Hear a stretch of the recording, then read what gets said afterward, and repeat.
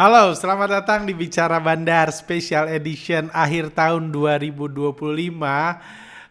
Ini ada yang video part kedua di mana kami di akhir tahun ini memberikan kesempatan buat rekan-rekan untuk bertanya, terutama hal-hal yang tidak berhubungan dengan saham, mungkin hal-hal pribadi, banyak yang minta nasihat, banyak yang minta pendapat, minta saran liburan dan lain-lain. Dan menurut kami ini selalu jadi tradisi yang fun untuk saya jawab di akhir tahun. Mungkin buat teman-teman penonton setia mungkin yang biasanya tentu yang mungkin nggak mengenal saya secara pribadi dan ada pertanyaan. So far ada lebih dari 300 pertanyaan yang masuk. Di part pertama video minggu lalu kami udah post, kami udah jawab sebagian pertanyaan. Hari ini pun saya akan coba jawab pertanyaan-pertanyaan lain yang sudah dikirimkan yang menurut kami menarik, dan mudah-mudahan teman-teman yang menonton bisa mendapat something dari pertanyaan-pertanyaan tersebut. Seperti itu. Oke, langsung aja.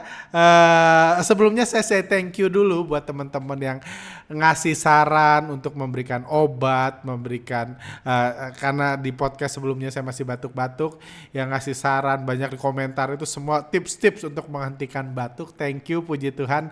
Hari ini batuk saya sudah jauh lebih baik. Harapan saya bisa membawakan podcast dengan lancar, menjawab pertanyaan-pertanyaan dengan tanpa Anda harus mendengar batuk-batuk saya, tapi mungkin ada sedikit-sedikit yang mohon dimaklumi. Oke, langsung aja. Saya jawab pertanyaan ini, pertanyaan menarik dari Pak Dani. Halo Pak Argas, semoga Bapak dalam keadaan sehat. Amin, amin.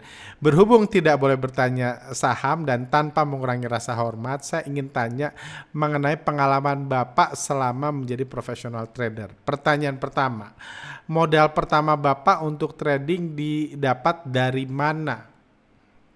Modal pertama saya waktu itu dari masih kuliah. Modalnya ya dari uang tabungan saya lah, simpelnya. Saya udah, kalau didapat dari mana saya udah nggak terlalu ingat. Yang pasti saya nggak minta ke orang tua khusus untuk saya butuh modal trading dan lain-lain. Saya nggak melakukan itu. Uang yang ada di tabungan saya hampir semua saya gunakan buat modal awal. Intinya pada saat itu bukan karena berani, tapi karena ya memang dulu ada batas minimal memulai investasi saham itu, kalau nggak salah 30 juta atau apa deposit pertama, atau 15 juta seingat saya. Dan modal saya di awal itu 15 juta. Nah, setengah lagi itu ada teman saya yang patungan, jadi satu akun dipakai berdua, tujuannya biar saya bisa buka akun sih, ngebantu seperti itu. Simpelnya seperti itu. Terus ya itu aja sih, nggak ada yang lain. Pertanyaan kedua, jika Bapak tidak mendirikan CTS dan buka kelas, apakah cukup untuk memenuhi kebutuhan hidup? Contohnya beli rumah, menikah, jalan-jalan ke luar negeri.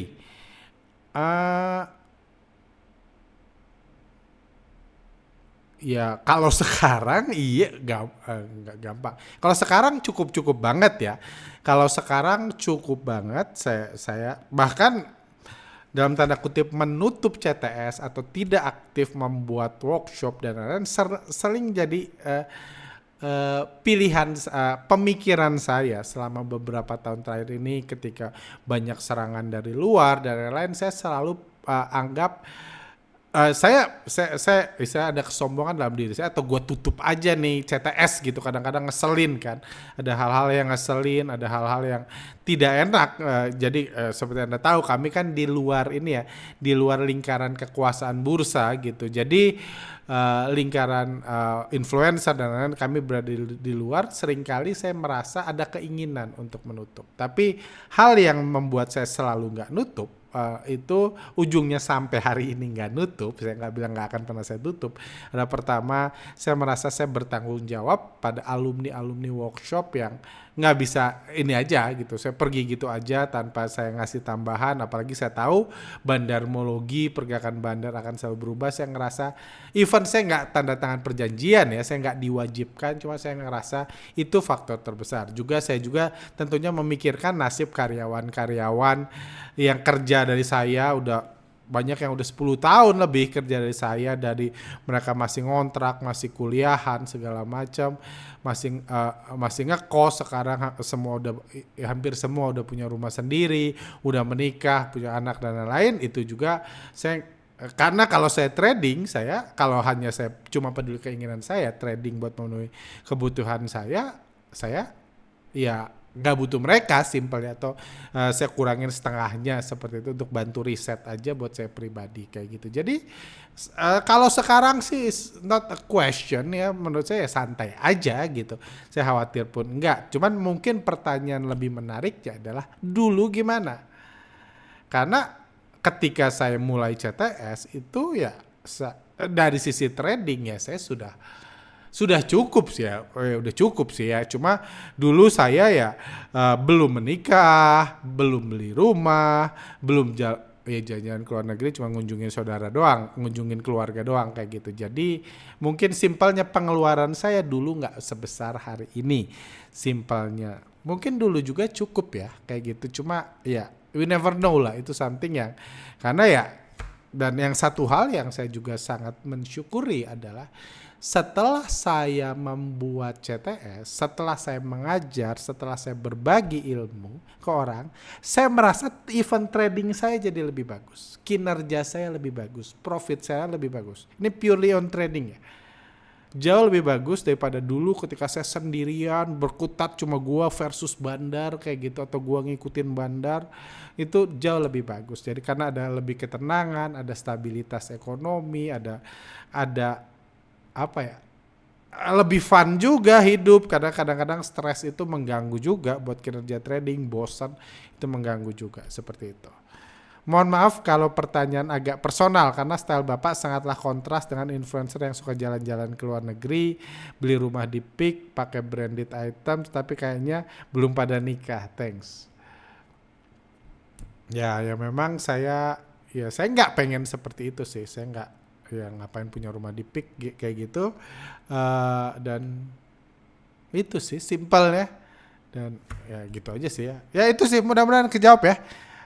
Bisa-bisa aja, no problem kalau ini pertanyaannya saya mendirikan itu. Cuma saya harus akui at least di awal ya, saya sekarang nggak tahu ya karena saya sudah 10-15 tahun lebih gitu trading plus CTS. Jadi saya nggak pernah menyebut saya full time trader karena saya punya income lain. Karena jarang banget kok full time trader, influencer yang mengidola-idolakan, yang beli rumah di Peak segala macam, beli mobil sport branded items, mereka juga belum full time trader. Bahkan beberapa dari antara mereka bukan trader sungguhan, hanya influencer dan penjual kelas. Jadi ya yang pasti mereka semua bukan full time trader, karena full time trader itu kerjanya trading di depan market segala macam, nggak ngecap sana sini, buat podcast sana sini, diundang TV sana sini, itu nggak worth it. Diundang TV itu nggak dikasih duit, kalau dikasih duit pun dikit banget, kadang-kadang dikasih gelas, kasih bingkisan, kasih voucher. Bagi full time trader it doesn't make sense. Anda nonton masuk TV sana sini, itu goalnya semua satu, jualan workshop dan jualan premium membership. Saya itu pun males sebenarnya, bukan hanya ya dulu males, sekarang udah nggak diundang karena dianggap terlalu belak-belakan, tidak sesuai dengan ekosistem rantai makanan bursa. Oke, lanjut. Pak Freddy, ini udah berapa menit? Oke, 8 menit. Apa ketakutan terbesar yang dimiliki Bang Arga? Apa ya? Ketakutan. Ya banyak sih ya ketakutan ya, misalnya saya nggak tahu ya, saya nggak pernah punya sesuatu yang buat saya ketakutan setiap saat, jangan sampai amit-amit, nggak seperti itu sih kayak gitu. Cuma mungkin yang saya pikirkan, yang jadi kekhawatiran saya, yang mungkin kan ada hal takut kecelakaan, takut itu kadang-kadang ya kita cuma bisa berserah ke Tuhan. Cuma yang jadi pikiran saya beberapa tahun terakhir ini adalah saya itu orangnya terlalu stoik, kalau kata teman saya, terlalu kalem, terlalu nyantai, terlalu lempeng, nggak peduli akan banyak hal yang dipedulikan orang lain, dan nggak banyak hal yang bisa membuat saya takut, khawatir, deg-degan. Itu nggak banyak di hidup yang bisa membuat saya itu membantu saya dalam trading, menghadapi ketakutan trading, ketakutan loss dan lain, menghilangkan trauma cut loss. Bagi saya itu biasa karena saya cukup stoik untuk hal-hal seperti itu membantu sih. Cuma kadang-kadang saya merasa karena saya terlalu nyaman hidup, Dan saya seperti saya bilang, saya trading bukan buat pamer screen cap, bukan buat pamer ini, tapi untuk hidup yang nyaman. Karena saya menikmati hidup yang nyaman, saya liburan kapan saya mau, dan lain saya nggak harus buat konten ketika liburan. Beda kayak influencer lain yang di setiap negara kalau bisa dari paspor, buat tiket, pesawat, semua difoto untuk konten, kan saya nggak peduli, saya lagi liburan. Kayak gitu. Karena di sisi lain ya saya menikmati hidup saya kayak gitu. Cuma di sisi lain saya sering takut bahwa kestoikan saya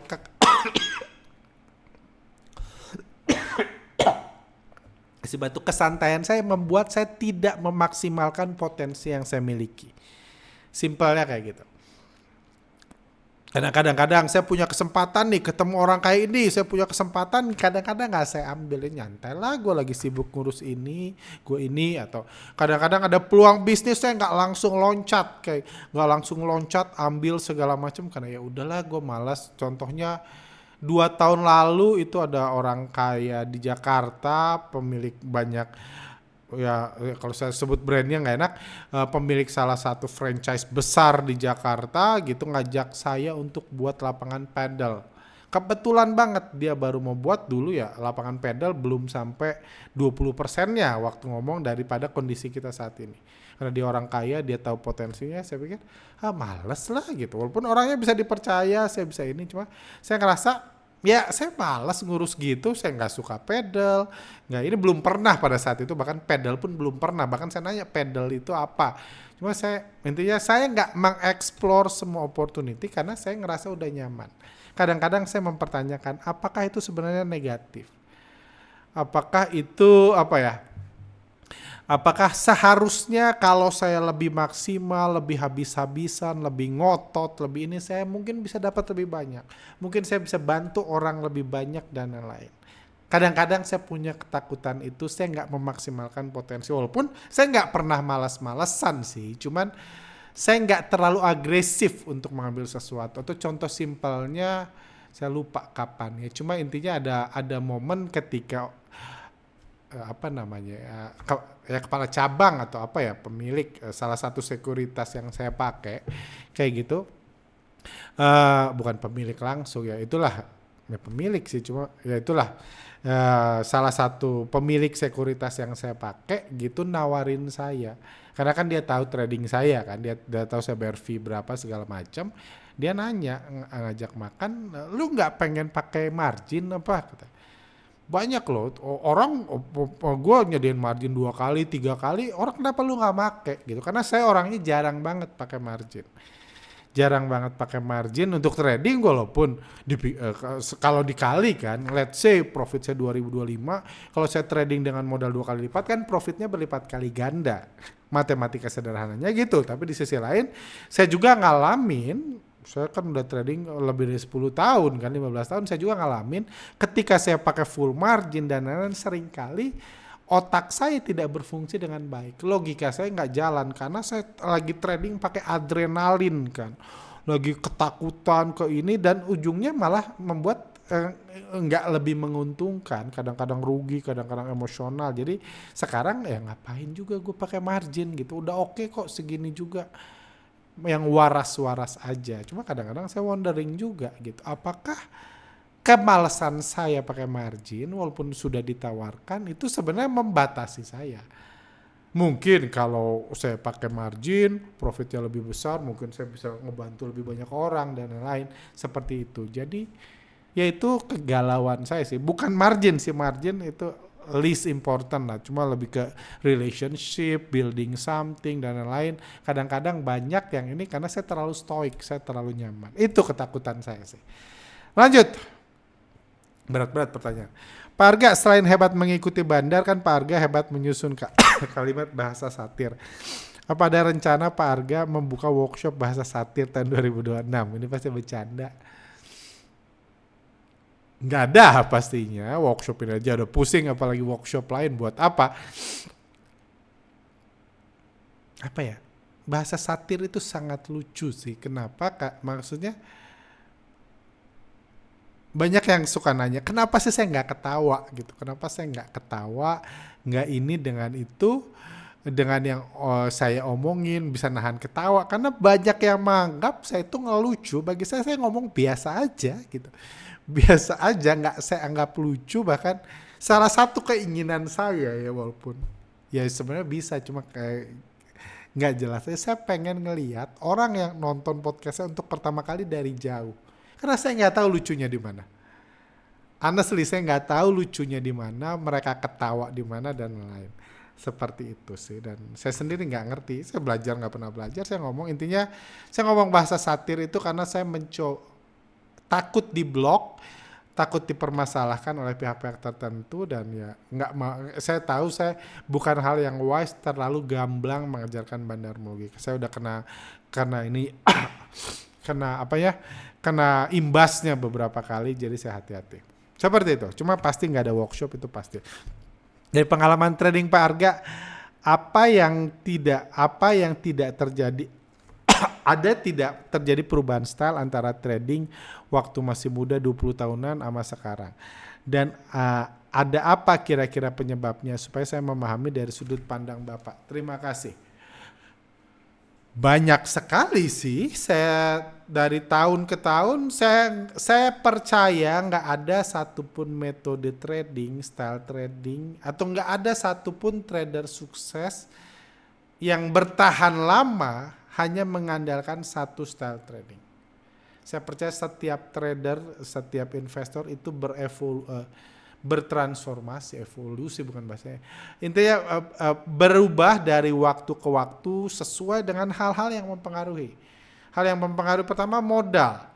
Modal besar dan modal kecil itu membuat style trading berbeda.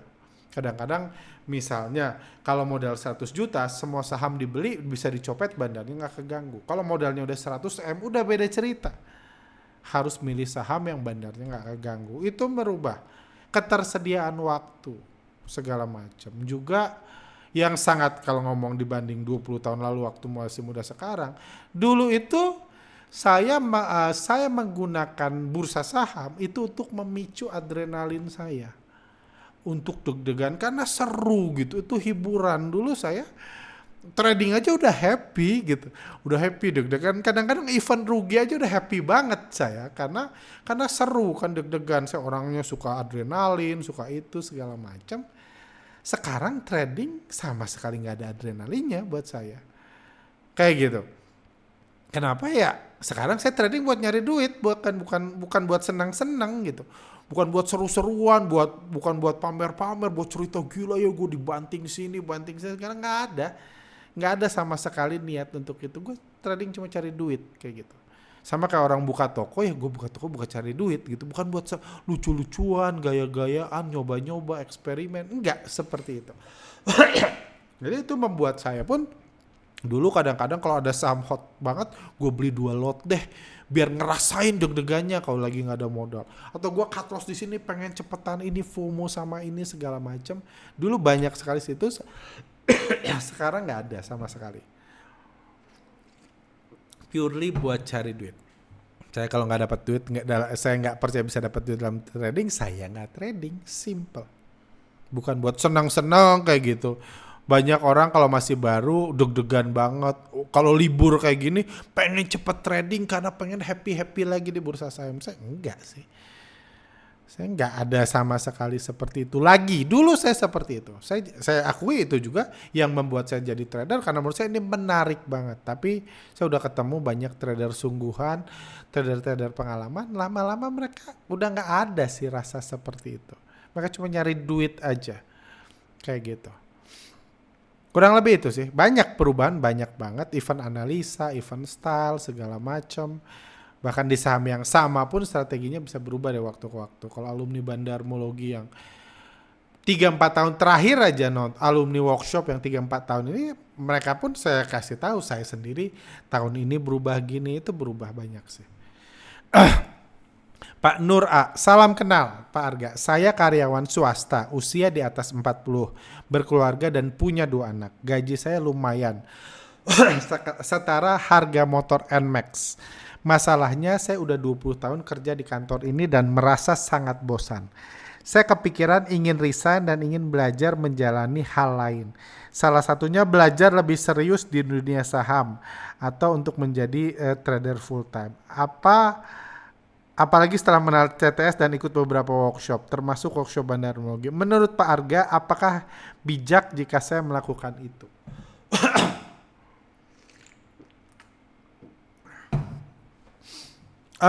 Saya nggak tahu yang di sini kan pertanyaan resign menjalani hal lain ya. Saya nggak tahu hal lainnya itu apa aja. Tapi saya jamin kalau hal lainnya cuma jadi full time trader, di sini Anda cerita Anda 20 tahun kerja di kantor yang sama, saya asumsikan merasa sangat bosan. Saya jamin Anda jadi full time trader 3 tahun aja udah sangat bosan.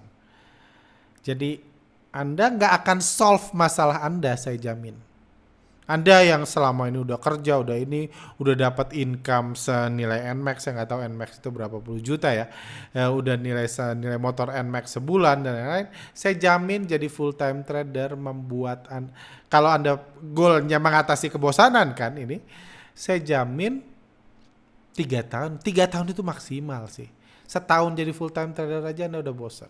Sekarang mungkin menarik karena Anda nggak full time trader. Kalau itu kebosanan. Karena seperti saya bilang, full time trader itu sama aja nyari duit. Kayak gitu. Saya juga sering kok bosan trading. Saya bahkan kadang-kadang ngomong di podcast, gue lagi malas trading, saya keluar aja, simpel. Cuma karena Anda part time, banyak keterbatasan, banyak barrier, itu yang membuat Anda seru. Adrenalin, dan lama-lama enggak. Saya jamin kalau masanya bosan, jawaban saya jangan. Kayak gitu. Dan cuma saya juga akui, saya ketemu banyak teman-teman yang bahkan dia udah di C-level di kantornya, gajinya nggak tahu udah NMAX, udah apa sebulan, udah Avanza, udah Pajero, saya nggak tahu gajinya berapa. Yang pasti saya tahu gajinya gede banget. Ngomong yang sama ke saya, gue udah bosen banget di kantor, gue pengen resign, nyoba hal yang baru. Seperti itu. Ya jadi ini pertanyaan yang udah saya bilang ini kayak gitu. Cuma saran saya bagi mereka sama. Kalau lu senang trading, ya trading lah, nggak usah resign. Mending jadi trading ini, lu cari skill, lu cari kemampuan, lu cari kesukaan. Lu nggak butuh cari duit. Saya ngomong ke teman saya kan, lu nggak butuh cari duit kan. Anda cari skill, cari pengalaman, pelajari style trading Anda. Intinya Anda pakai let's say 20 tahun berarti masih bisa 15 tahun lagi kerja misalnya ya. Anda pakai 5-10 tahun ke depan untuk mengasah skill Anda tanpa Anda resign, tapi itu jadi hiburan buat Anda, jadi start.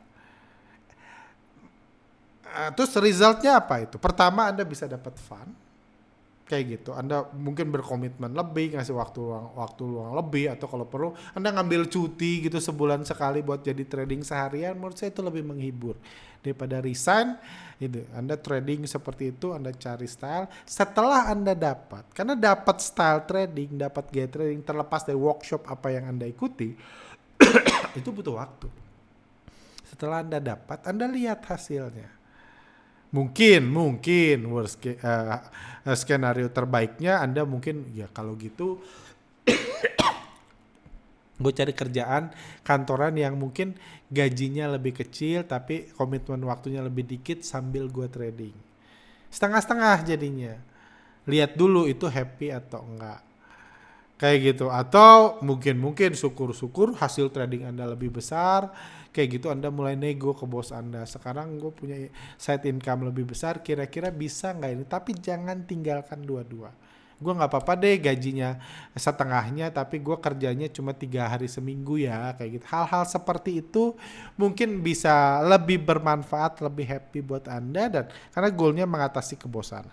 Atau simpelnya cari hobi. Karena ya seperti saya bilang, trading juga bosen kok ketika ini. Nggak lebih mengini. Tapi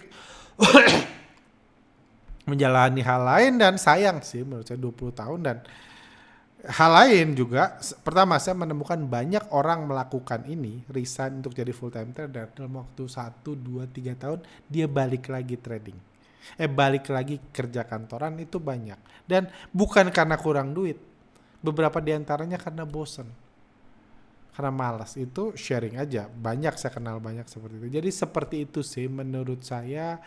Mendingan masalah Anda kebosanan, goal Anda solve kebosanan itu dengan hal-hal yang buat Anda happy. Yang buat happy itu nggak harus cari duit ya. Yang buat Anda happy itu ya kalau happy bisa nyari duit sekaligus trading saham good. Ngabisin duit pun nggak apa-apa karena uang bukan masalah buat Anda di sini kan. Tapi kebosanan Anda solve itu dan hal lain kalau Anda trading, Anda belajar, Anda menambah keseriusan ya, bukan 100% menambah keseriusan Anda. Ini bisa jadi kerjaan Anda ketika Anda pensiun nanti. Trading kan nggak harus pensiun kan. Mau ngapain Anda pensiun? Cuma masa kalau mencet-mencet mouse aja udah nggak sanggup, mencet-mencet HP nggak sanggup, ya Anda udah nggak bisa ngapa-ngapain kan.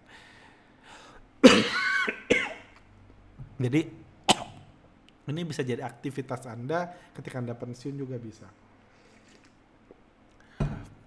Seperti itu. Lanjut.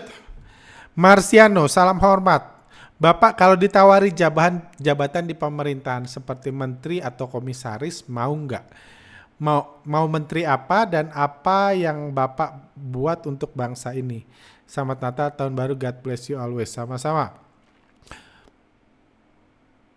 First insting sih nggak mau ya. Insting pertama, menteri pasti saya nggak mau. Karena saya asumsikan Indonesia yang sekarang aja ya. Saya menganggap ini raksasa yang terlalu besar untuk saya seorang diri, terlepas dari mungkin saya nggak nyari duit sama sekali, saya nggak butuh digaji, saya nggak akan korupsi dan lain, walaupun saya punya komitmen 100% itu. Menurut saya Indonesia terlalu besar, terlalu powerful untuk bisa saya gerakan sendiri. Seperti itu. Jadi ya saya kurang kuat aja. Saya kurang pintar, saya kurang berpengalaman, saya nggak punya backing yang besar, saya stoik orangnya, nggak cocok lah untuk masuk itu. Ini kan berperang melawan ini yang besar gitu kan, pasukan yang besar, dan niat pun nggak ada sih. Saya percaya udahlah gue kecil-kecilan aja, bantu orang yang gue bisa, bantu di lingkungan gue jaga sejauh mungkin dari oknum-oknum di luar yang mungkin mau mengganggu, karena kita ngebantu orang aja banyak oknum di luar yang nggak suka, pengen mengacaukan. Saya seperti itu sih. Jadi menteri pastinya nggak mau, apapun menterinya saya nggak ngerasa cukup kuat untuk mendatangkan perubahan di negeri ini. Kayak gitu, perubahan yang menurut saya anggap bagus ya, menurut penguasa bagus ya udah beda cerita kan. Yang menurut saya bagus, saya merasa ini. Komisaris sebenarnya komisaris menggoda sih, karena saya nggak mau, cuma kalau memang benar-benar serius pasti nggak langsung saya tolak. Kalau menteri langsung saya tolak karena saya tahu saya nggak akan bisa apa-apa. Komisaris itu karena komisaris itu menurut yang saya tahu ya, komisaris itu bisa kaya raya, nggak harus melakukan apa-apa. Komisaris independen itu nggak harus bisa nyanyi aja bisa jadi komisaris independen kok, kayak gitu. Nggak harus melakukan perbuatan apa-apa. Saya rasa nggak ada tanggung jawab apa-apa juga di beberapa komisaris itu kaya raya. Positifnya hanya mendukung penguasa. Yang harus Anda lakukan hanya mendukung penguasa negeri ini. Kayak itu. Gitu aja sih. Ya, karena nggak ada, saya tetap bisa jadi trader, tetap bisa buat podcast bicara bandar dan lain, dan jadi komisaris salah satu BUMN misalnya. Selama saya nggak pernah mengkritik lagi pemerintahan ya, saya rasa nggak akan ada yang nawarin saya sih. Cuma kalau ada mungkin menarik, karena komisaris itu nggak harus korupsi, setahu saya untuk kaya raya. Bisa uangnya bisa saya pakai apa, mungkin seru-seru aja, dan saya nggak harus merubah banyak gitu. Ngantor pun nggak harus, setahu saya sih ya. Nggak tahu kalau saya salah. Nggak banyak komisaris yang saya kenal. Bang, itu sih, tapi lucu. Bang, melihat sepak terjang Bang Ferry Irwandi kira-kira bakal diamankan rezim nggak Bang? Dan satu lagi, kira-kira kalau nyalon jadi presiden modelan kayak beliau laku nggak Bang? Jadi presiden nggak mungkin ya, karena laku nggak tuh yang milih partai nggak mungkin. Menurut saya itu satu. Menurut saya nggak mungkin jadi presiden, itu nggak mungkin. diamankan rezim, saya rasa beliau sudah cukup aman kok kayak gitu. Cuma ada kejadian bencana aja yang membuat beliau naik lagi. Sebelumnya udah cukup aman. Kalau saya perhatikan beliau sebelumnya, beliau udah bahas sepak bola dan lain-lain, sudah cukup aman. Jadi pasti dijaga keamanannya. Salah satu putra terbaik bangsa seperti ini pasti dijaga habis-habisan keamanannya untuk membangun keamanan negeri. Pasti kayak gitu. Cuma yang saya gatal di sini adalah nyalon jadi presiden 2029. Saya nggak yakin itu ada. Saya nggak yakin ada pemilu 2029. Itu sih saat ini. Saya sih nggak yakin. Kalaupun ada, saya sangat yakin Bang Ferry itu nggak akan jadi nyalon. Saya yakin banget.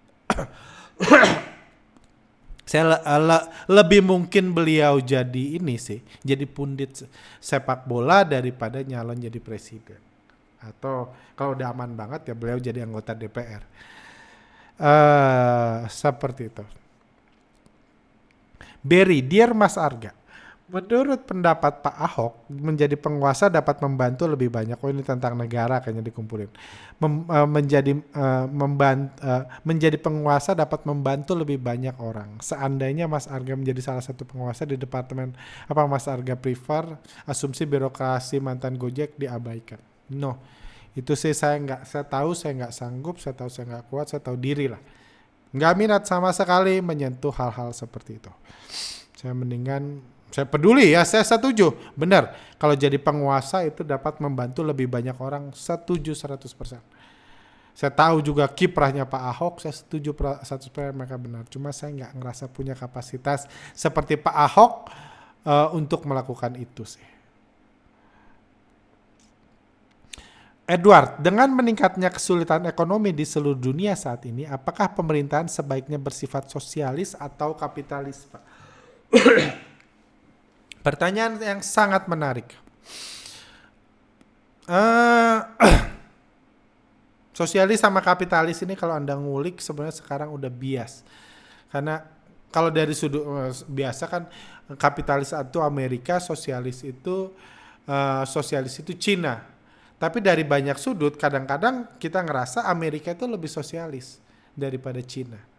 Dari banyak sudut. Cuma let's say ya jadi saya nggak punya jawabannya, tapi satu hal yang saya pelajari, yang saya pikirkan, yang saya diskusikan dengan banyak orang 2-3 tahun terakhir ini, saya nggak percaya, saya sudah hilang kepercayaan di seluruh dunia bahwa demokrasi adalah jalan terbaik. Dengan demokrasi yang ada saat ini di seluruh dunia, saya nggak yakin prinsip demokrasi, rakyat memilih presiden, memilih anggota DPR, itu adalah jalan terbaik untuk memajukan negeri. Apalagi rakyat membuat undang-undang, saya sudah nggak sepenuhnya yakin. Kalau saya pelajari dari negara-negara maju seperti saya bilang, saya ngefans habis sama China. Saya ngefans habis itu terutama ngelihat bagaimana negara itu dijalankan. Saya menemukan kunci dari negara yang kuat itu, negara yang bisa maju, itu bahkan bukan anti korupsi menurut saya, tapi negara yang pemimpinnya kuat dan pemimpinnya baik. Negara yang pemimpinnya lemah itu nggak digoyang sana sini, diatur sana sini, itu nggak bisa maju. Punya kepentingan sana sini itu nggak bisa maju. Dari yang saya pelajari, pemimpinnya harus kuat, harus bisa mengendalikan sepenuhnya sesuai dengan visi dia. Itu satu. Kedua, visinya apa? Ada negara yang visinya joget-joget presidennya. Ada negara yang visinya pidato, keinginannya pidato. Tapi kalau yang visinya adalah menyejahterakan rakyat, membangun negara, terlepas dia korupsi atau enggak, tapi visinya membangun negara. Misalnya di Cina itu kan kaya infrastruktur dan lain-lain, jalannya bagus, kampung-kampung, kereta cepatnya di mana-mana, segala macam, rakyat menikmati hal tersebut. Trotoarnya bagus dan lain-lain, rakyat menikmati. Karena visi pemerintahnya adalah membangun negara gua mau bangun negara gua. Kayak orang visinya membangun rumah. Kayak gitu. Itu kunci kesuksesan menurut saya. Sosialis atau enggak, pemilu atau enggak, pemilunya diatur atau enggak, itu nggak penting lagi. Makanya saya sendiri agak mempertanyakan 2029 ini masih ada pemilu atau enggak. Karena saya nggak sepenuhnya yakin pemilu, milih anggota DPR, presiden janganlah, milih anggota DPR dan lain-lain itu masih dibutuhkan untuk membuat negara maju. Karena kita udah berapa, Anda yang nonton podcast ini aja udah berapa puluh kali milih anggota DPR, berapa kali at least kan. Emang ada efeknya. Kan ngabisin budget doang kan. Seperti itu.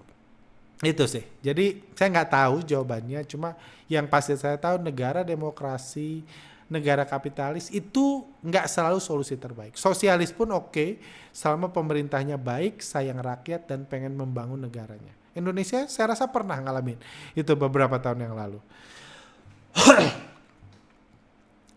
Ainul, Bang Arga, kontes seperti apa yang perlu dibuat untuk membuat hati masyarakat Indonesia lebih tenang di situasi saat ini? Kalau belajar dari pengalaman, orang Indonesia itu paling disatukan, paling happy, paling terfokus, paling bisa dialihkan atau dibuat bahagia atau hati masyarakat lebih seru, lebih excited, itu dua kuncinya untuk membahagiakan masyarakat Indonesia pada umumnya. Harus ada kasus esek-esek dan kasus perselingkuhan. Kuncinya itu. Kita udah belajar dari waktu ke waktu, ada kasus esek-esek seorang publik figur, kasus perselingkuhan seorang publik figur, itu membuat perhatian Indonesia fokus ke situ semua. Lupa semua masalah negeri ini, langsung happy lagi. Menurut saya itu yang dibutuhkan Indonesia untuk mungkin sekarang kan sekarang misalnya lagi terlalu sedih bencana, meributkan kelapa sawit dan lain-lain. Presiden menanam kelapa sawit di protes seperti itu. Menurut saya itu sih kunci negeri ini supaya dia bahagia, supaya membuat hati masyarakat lebih tenang seperti itu. Itu pembelajaran ya, Anda tahu sendiri lah, saya bukan nggak mau korek-korek kasus apa aja gitu. Cuma menurut saya Indonesia paling disatukan oleh hal-hal itu. Kita ngomong, saya nggak ngomong saya ya, ya saya nggak ngomong Anda juga. Tapi kan Indonesia ada berapa 250 juta rakyatnya, mungkin 248 jutanya paling suka dua kasus itu, kayak gitu. 2 jutanya kita ini yang nggak ada artinya. Oke. Dari Aldo, influencer saham mengatakan jika kita punya modal, influencer saham mengatakan jika kita punya modal yang cukup, lebih baik investasi di saham, bukan di sektor real.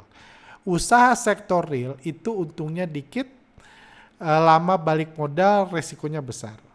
Apakah saham mampu membuat rakyat mapan secara ekonomi? Kata kuncinya influencer saham. Karena influencer saham mengatakan jangan invest di sektor real. Usaha sektor real karena lama balik modal segala macam. Karena apa? Karena dia pengen Anda invest di saham. Dia pengen Anda buka akun saham. Dia pengen Anda ikut seminarnya, ikut workshopnya. Kata kuncinya influencer saham. Karena kalau Anda tanya influencer properti, dia juga bilang usaha sektor real itu susah, beli properti aja. Kalau Anda nanya influencer franchise, bilang buka usaha di sektor real. Untungnya gede, balik modalnya cepat. Kayak gitu. Jadi, no, saya nggak nganggap itu benar. Saya percaya setiap orang punya rezekinya masing-masing, dikasih Tuhan skillnya masing-masing, dan semua orang harus mencari dia suksesnya di mana. Betul buat saya, usaha di sektor real itu susah, betul. Untungnya dikit, betul juga saya merasakan, dan balik modalnya besar, balik modalnya lama, dan resikonya besar, betul bagi saya. Tapi saya nggak akan ngomong itu ke Anda. Kenapa? Karena saya beda dengan Anda. Anda mungkin punya skill, segala macam, punya skill, punya kemampuan, punya koneksi, dan lain-lain. Banyak, saya yakin mayoritas dari Anda punya hal yang Anda lakukan jauh lebih baik dari saya, dan itu memberikan Anda keuntungan lebih besar. Di workshop ngatur duit, saya kasih satu quote, satu rumus yang di workshop ini saya share di sini. Saya katakan adalah kemampuan terbesar Anda, sumber penghasilan terbesar Anda akan selalu didapat dari kemampuan terbesar Anda. Jadi bukan saham, bukan properti, bukan emas. Penghasilan terbesar Anda akan didapat dari kemampuan terbesar Anda. Kalau skill terbesar Anda jadi dokter, saya yakin yang akan menghasilkan paling paling besar buat Anda adalah dengan jadi dokter, bukan jadi trader saham. Seperti itu sih. Jadi Anda setiap orang harus mencari apakah saham mampu membuat rakyat mapan secara ekonomi, mampu membuat rakyat mapan, juga mampu membuat rakyat bangkrut. 90%-nya bangkrut, 10%-nya mudah-mudahan mapan. Dan bisnis lain juga gitu ya. Orang buka warung juga, orang buka usaha online, misalnya jualan online tuh 90%-nya nggak bertahan lama. Kayak gitu sama aja. Cuma Anda harus cari yang mana. Oke, lanjut. Gomos Manalu. Apakah memang baik kalau IHSG didominasi gorengan konglomerasi? Apakah negatif dominasi konglomerasi terhadap IHSG dalam jangka panjang? Oh ya, karena pertanyaannya banyak banget, pertanyaan gini akan saya simpan buat dijawab di podcast di awal tahun 2026 yang udah bukan temanya, bukan special edition lagi, bukan ngomong ke kanan ke kiri ngalor ngidul kayak gitu, bukan kayak gitu lagi. Nanti saya simpen buat podcast di awal tahun yang kita udah bahas IHSG, kondisi market dan lain-lain. Pertanyaan-pertanyaan seperti ini akan saya bahas di podcast selanjutnya. Termasuk undian ini ya, undian pemenang dari Bicara Bandar Special Edition akan saya jawab di sana aja karena saya belum ready saat ini untuk membuat undian, memasukkan datanya belum ready. Biasa saya minta bantuan staff, jadi nanti kami akan bahas ketika selesai liburan. Seperti itu ya. Pemenangnya akan saya umumkan. Oke, lanjut. Pak Muhammad Firman Wahyudi, saya ingin bertanya, kenapa ada orang yang katanya sekolah itu scam, tapi malah bangun sekolah? Apa berarti itu scam? Ya nggak tahu lah ya. Tanya orang ya. Saya nggak merasa sekolah itu scam. Saya merasa sekolah jauh dari sempurna, betul. Karena banyak yang bisa dikritisi dari sekolah, betul banget. Karena mengkritik itu paling gampang. Dan saya nggak dalam bisnis, nggak dalam keinginan untuk mengkritik sekolah. Karena pertama, saya lebih milih ngeritik fundamental daripada ngeritik sekolah. Kenapa? Karena ngeritik fundamental saya ngerasa punya solusinya. Kalau kita ngeritik sekolah, kita harus ngasih solusi dong. Kalau memang kecuali cuma pengen nyinyir doang ya, kayak gitu. Jagonya nyinyir ya beda cerita. Kalau mau ngeritik sekolah harus punya solusi. Solusinya buat sekolah lagi itu bukan solusi. Karena kita buat satu sekolah, ada puluhan ribu sekolah yang lain yang dikritik, yang katanya jelek, kan itu bukan solusi. Jadi solusi bagi saya adalah kita bantu sekolah. Apa yang bisa kita lakukan, kita bantu. Kalau kita percaya pendidikan adalah kunci supaya negeri ini ke depannya lebih baik. Yang saya lakukan, kita bantu guru. Karena masalah besar dari sekolah, Anda tanya sama sekolah, adalah kesejahteraan guru, ya kita bantu guru. Kalau bisa kita kasih skill tambahan, kasih info tambahan, itu caranya. Ngomong sekolah scam gampang, masalahnya solusinya apa? Kan gitu. Jadi itu sih menurut saya. Azumar, kenapa Pak Arga tidak pernah flexing untuk promosi kelasnya dengan sport car? Dan berapa transaksi Pak Arga selama 1 tahun? Apakah sudah menyentuh 1 triliun? Nggak tahu. Enggak sih, harusnya enggak. 1 triliun itu banyak banget. Dan kenapa saya nggak tahu? Karena saya nggak mau tahu. Karena itu sedang mengatakan berapa duit yang saya setor ke sekuritas, yang saya pencet-pencet, yang saya klik-klik. Berarti kalau 1 triliun itu fee-nya udah bayar berapa ke sekuritas kan? Mudah-mudahan nggak sampai segitu. Dan saya nggak seaktif itu kok trading. Menurut saya transaksi 1 triliun, 2 triliun saya kenal. Bukan tahun ini sih. Beberapa tahun lalu satu manajer investasi nilai transaksinya setahun itu bisa 30 triliunan rugi. Banyakan nyangkut, portfolionya nggak tumbuh. Jadi itu konyol sih. Ngelihat berapa trading setahun itu konyol karena itu bukan indikator apa-apa. Reksadana itu Anda hitung, reksadana terbesar Anda tanya, transaksi setahun berapa? Nilai transaksinya, kinerjanya negatif. Jadi itu sama sekali nggak penting. Kedua, kenapa tidak pernah flexing untuk promosi kelasnya dengan sports car? Jawabannya simpel, karena saya nggak punya sport car. Ferrari kayak gitu saya nggak punya, jadi nggak mungkin promosi di situ. Kedua, saya nggak pengen punya. Buat apa? Saya hidup di Bandung, sana sini macet, jalan jelek gini. Kalau saya ke BSD juga males banget dari Bandung ke Jakarta. Nyetir sports car, pegel-pegel gitu, susah bergerak. Saya nggak butuh, saya nggak punya. Dan kalaupun saya punya, saya nggak akan pakai promosikan itu ke kelasnya. Seperti saya bilang, saya kalau saya enjoy menikmati, ya itu buat saya. Saya nggak harus ke publish ke semua orang untuk promosi kelas kan. Kembali balik lagi ke situ. Nah, Anda tahu orang yang beli sport car juga bukan untuk karena dia punya, bahkan untuk promosi kelasnya. Bahkan saya pernah, janganlah, saya ada kenal itu orang yang bisnis dijual beli mobil bekas. Ada cerita menyedihkan dari seorang influencer ternama Indonesia yang udah muncul di mana-mana tentang sport car-nya. Cuma menurut saya tema yang lebih penting adalah kenapa saya nggak suka flexing untuk promosi kelas? Karena menurut saya adalah sangat bodoh bagi seseorang, atau simpelnya kayak gini, nggak usah saya ngehina orang dulu. Simpelnya kayak gini, misalnya Anda milih guru untuk anak Anda mau belajar, anak Anda mau masuk sekolah, terus ada guru yang datang pakai Gojek atau Grab, pakai ojek online. Ada guru yang datang ke sekolah ngajar pakai motor, punya motor sendiri. Ada guru yang datang ke sekolah nyetir LCGC, nyetir mobil. Ada guru yang ke sekolah datang pakai Innova. Ada guru yang ke sekolah datangnya disetirin supir pakai Alphard. Semuanya profesi guru. Terus pertanyaannya, guru mana yang menurut Anda paling hebat untuk mengajarkan anak Anda di kelas 1 SD? Misalnya.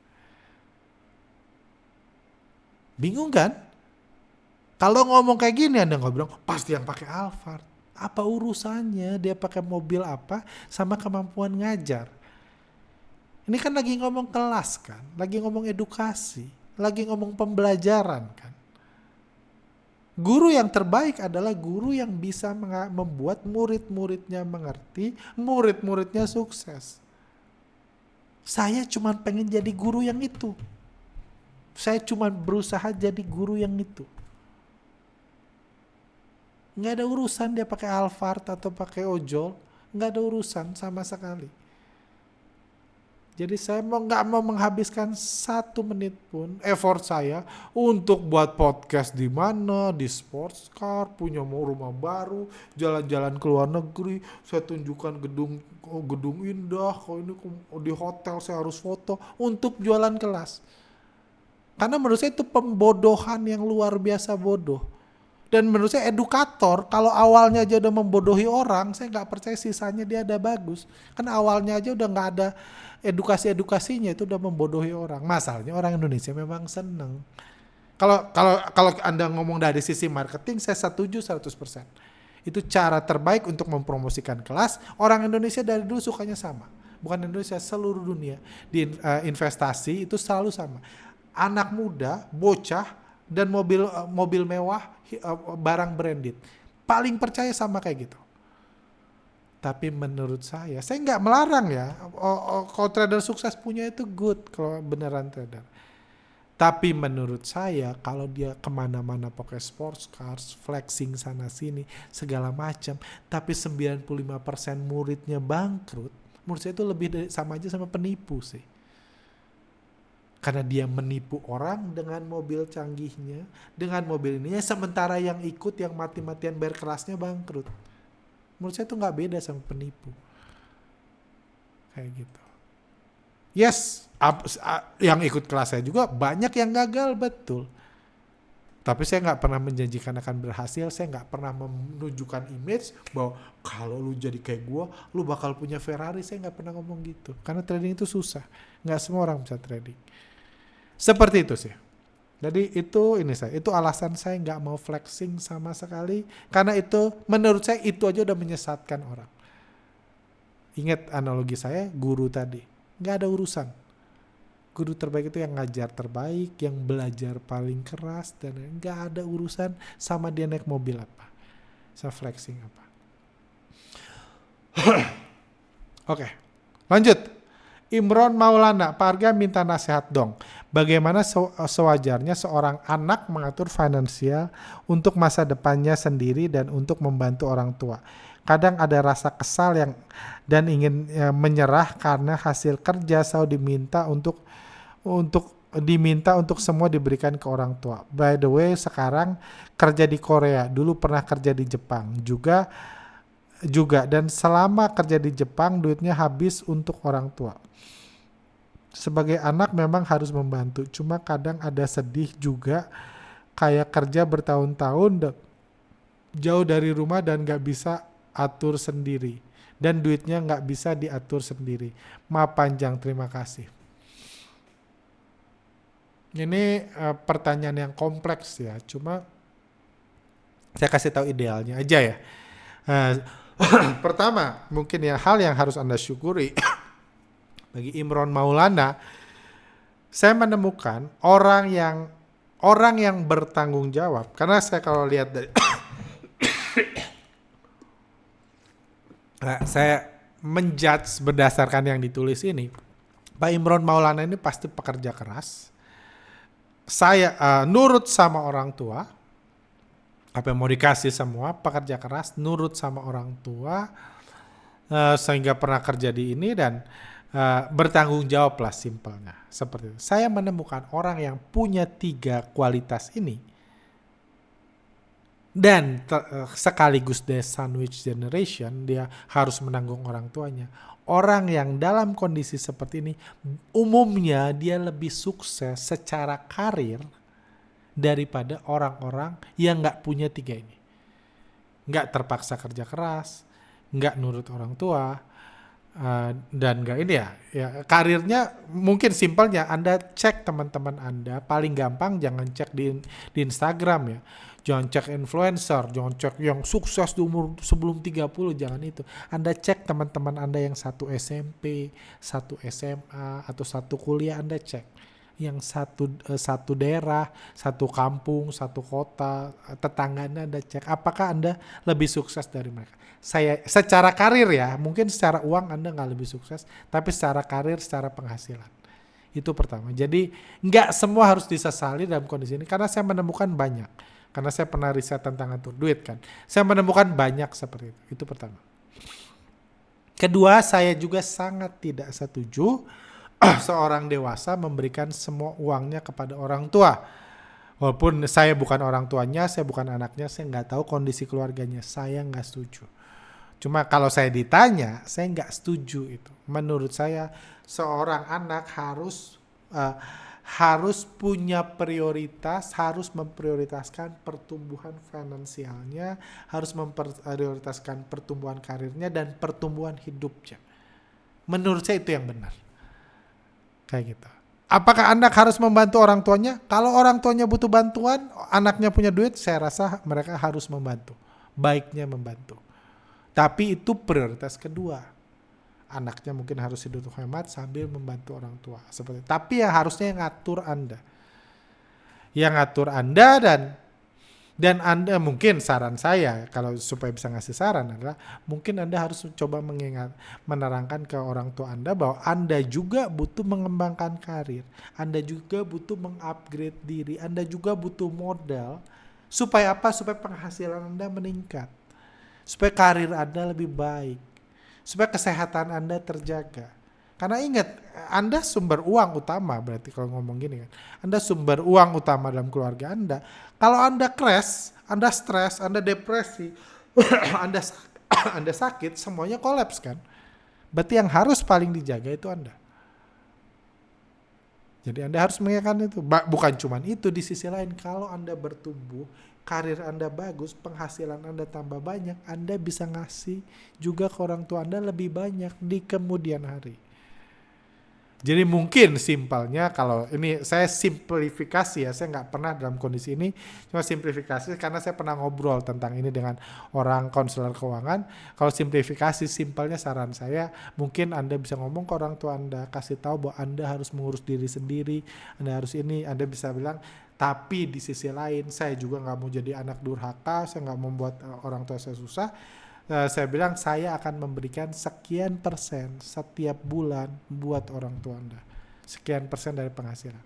Dan Anda janji kalau penghasilan kedepannya nambah, persentasinya Anda pertahankan. Mungkin simpelnya gitu dulu. Kenapa? Karena Anda bilang Anda butuh menjaga diri Anda. Anda butuh supaya Anda nggak depresi. Anda kasih tahu kalau Anda kolaps, Anda ini. Jadi Anda kasih secara konsisten uang itu. Jadi Anda yang ngatur. Anda bilang, saya cuma bisa ngasih, let's say 50% dari gaji saya. Atau 30% dari gaji saya, Anda yang tahu. Kenapa? Karena saya butuh ini. Saya butuh sekolah lagi. Saya butuh laptop. Saya butuh ini. Saya butuh refresh supaya saya nggak depresi. Seperti itu. Dan Anda kasih tahu, kalau Anda kolaps, semuanya kolaps. Jadi biarlah sisanya giliran orang tua Anda yang pikirkan. Kalau misalnya itu kurang dari yang selama ini mereka dapatkan. Saran saya itu mudah-mudahan membantu.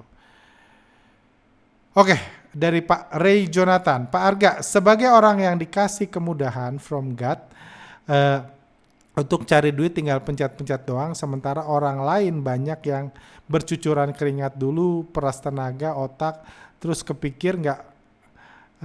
kepikir nggak buat antisipasi kalau suatu saat market berubah. Komposisi pemain udah lain, jadi nggak bisa kayak dulu lagi. Soalnya pada dasarnya banyak orang nggak bisa bertahan selamanya di satu bidang. Oke, aktivitas nanti mau ngapain atau tetap bertahan atau gimana? Lalu beramal jangan lupa beramal sebanyak-banyaknya khususnya buat gereja atau yang lainnya yang berkekurangan di mana aja supaya bisa melayani daerah-daerah dimaksud. Seperti saya bilang ya, market berubah, kondisi berubah. Andalan saya selalu saya sendiri harus terus berubah. Saya sendiri harus riset, harus mempelajari, harus relate dengan kondisi market. Saya nggak pernah merasa saya punya tools untuk buat saya sukses selamanya, saya terus berubah. Jadi saya sih nggak khawatir dari itu karena cara saya trading saat ini beda dengan 4 tahun lalu, dengan 5 tahun lalu beda.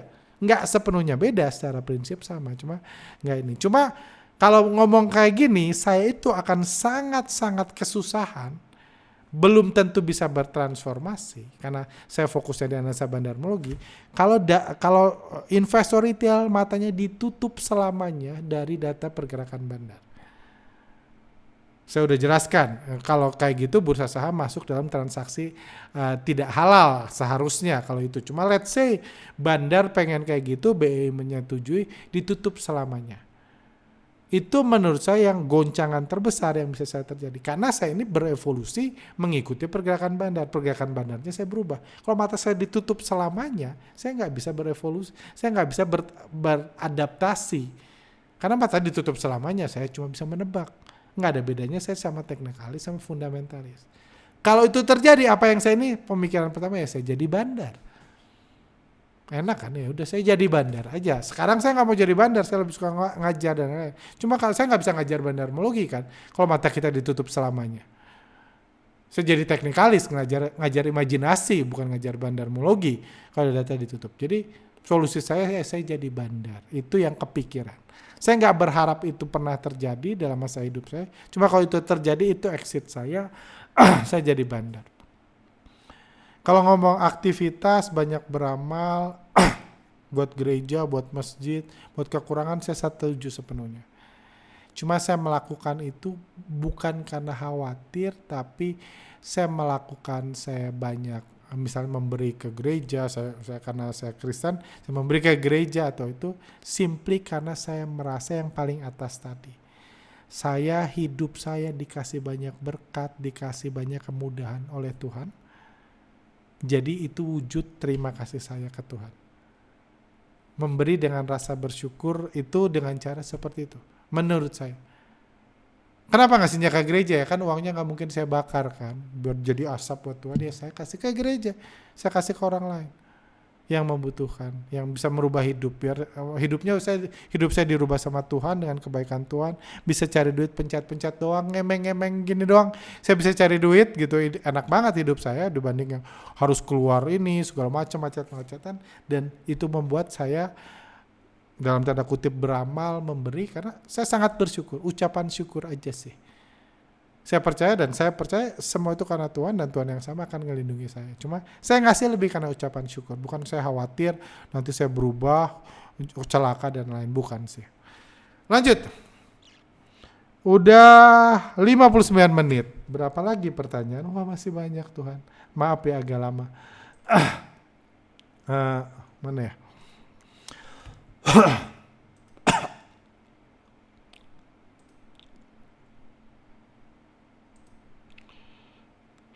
Saya harus skip banyak pertanyaan ya, sorry.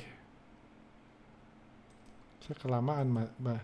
Semoga nggak bosan dan mungkin beberapa harus saya skip. Maaf ya, saya nggak ada. Ini lagi saya pilih yang bagus-bagus. Cuma saya baca dulu. Pak, pesan ini saya tulis gara-gara saya baca kisah 10 orang kusta disembuhkan, 1 orang kembali buat bersyukur. Wow. 9 orang lainnya hilang. Saya mau jadi yang satu itu. Oke. Kebetulan saya orang yang beruntung mendapatkan workshop gratis tahun lalu. Wah, pas banget Pak Darmawan. Oh, saya nggak tahu nama Pak Darmawan. Workshop gratis berarti saya asumsikan dari special edition. Saya orang yang beruntung mendapat workshop gratis tahun lalu. Saya angkatan COVID di awal trading di tahun 2020 sampai 2024 jatuh bangun di saham.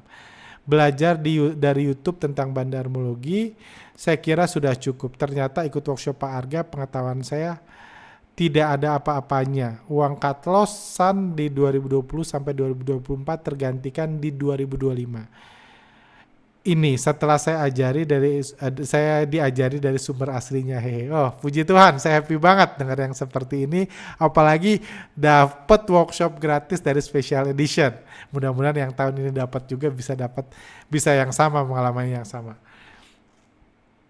Terima kasih Pak Arga, sama-sama saya happy, saya ikut happy, terima kasih untuk sharing ini. Pak, saya ada satu pertanyaan. Kan dulu waktu saya belum jadi trader yang profit, paling godaan atau cobaannya paling sabar, dipandang sebelah mata sama orang atau difitnah orang. Tapi Pak, setelah udah megang uang, kok godaannya jadi ke nafsu ya, tiba-tiba diajak pijat-pijat lah, padahal saya nggak pernah pamer-pamer screen capture. Apakah Pak Arga juga mengalami seperti ini dan bagaimana cara mengatasinya? Kok pertanyaannya jadi ngarah ke sini ya? Oke. Thank you pertama for sharing, ini hal-hal yang membuat saya jadi semakin semangat nih buat ini walaupun udah sejam ya. Makasih untuk sharing. Pertama, jadi saya percaya bahwa uang itu akan uang, ketenaran dan lain-lain itu hanya memperbesar akan memperbesar semuanya atau akan menunjukkan hal-hal simpelnya. Kalau misalnya Anda suka makan sate kambing, contohnya saya suka makan sate kambing. Ketika saya nggak punya uang, saya mungkin cuma akan makan sate kambing sebulan sekali karena keterbatasan dengan uang. Tapi saya suka sate kambing. Tapi ketika saya punya banyak uang, saya bisa makan sate kambing setiap hari.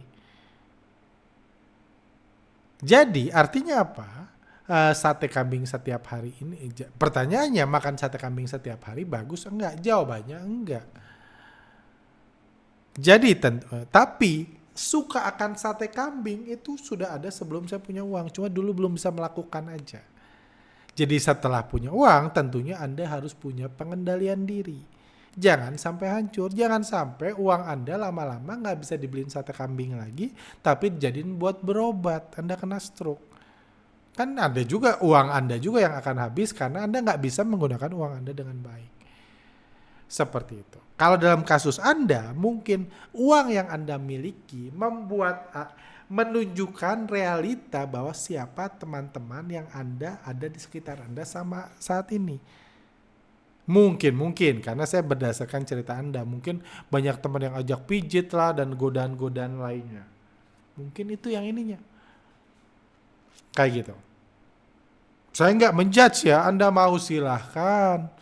Saya bukan orang tua Anda, bukan ini Anda gitu. Mau silahkan, ini segala macam. Cuma saya selalu dapat ini. Ya intinya Anda kalau melakukan itu Anda pikirkan ke depannya Anda bisa jadi orang yang jadi sosok yang Anda happy nggak kalau Anda setiap minggu melakukan itu. Misalnya kalau saya setiap minggu kayak gini, Anda pelajari, saya jadi gini. Jadi ke atas kayak gini gitu, naik gitu kan. Saya jadi gini, kira-kira kalau jadi gini ini Anda happy nggak? Kalau Anda, wah gue happy banget kayak gitu ya lakukan aja. Berarti Anda berada dengan teman-teman yang tepat. Kayak gitu. Misalnya, simpelnya nggak usah pijat terlalu ekstrim. Misalnya, Anda berada di teman-teman yang suka ngajak Anda lari. Lari kan butuh sepatu mahal, segala macam. Jadi kalau Anda ikutin teman-teman Anda ikut lari, Anda jadi fit. Ya udah Anda lakukan aja. Cuma kalau yang diajak teman Anda, kalau Anda lakukan terus-menerus membuat Anda merasa gue nggak pengen jadi orang kayak gitu, simpelnya berarti Anda harus cari teman baru.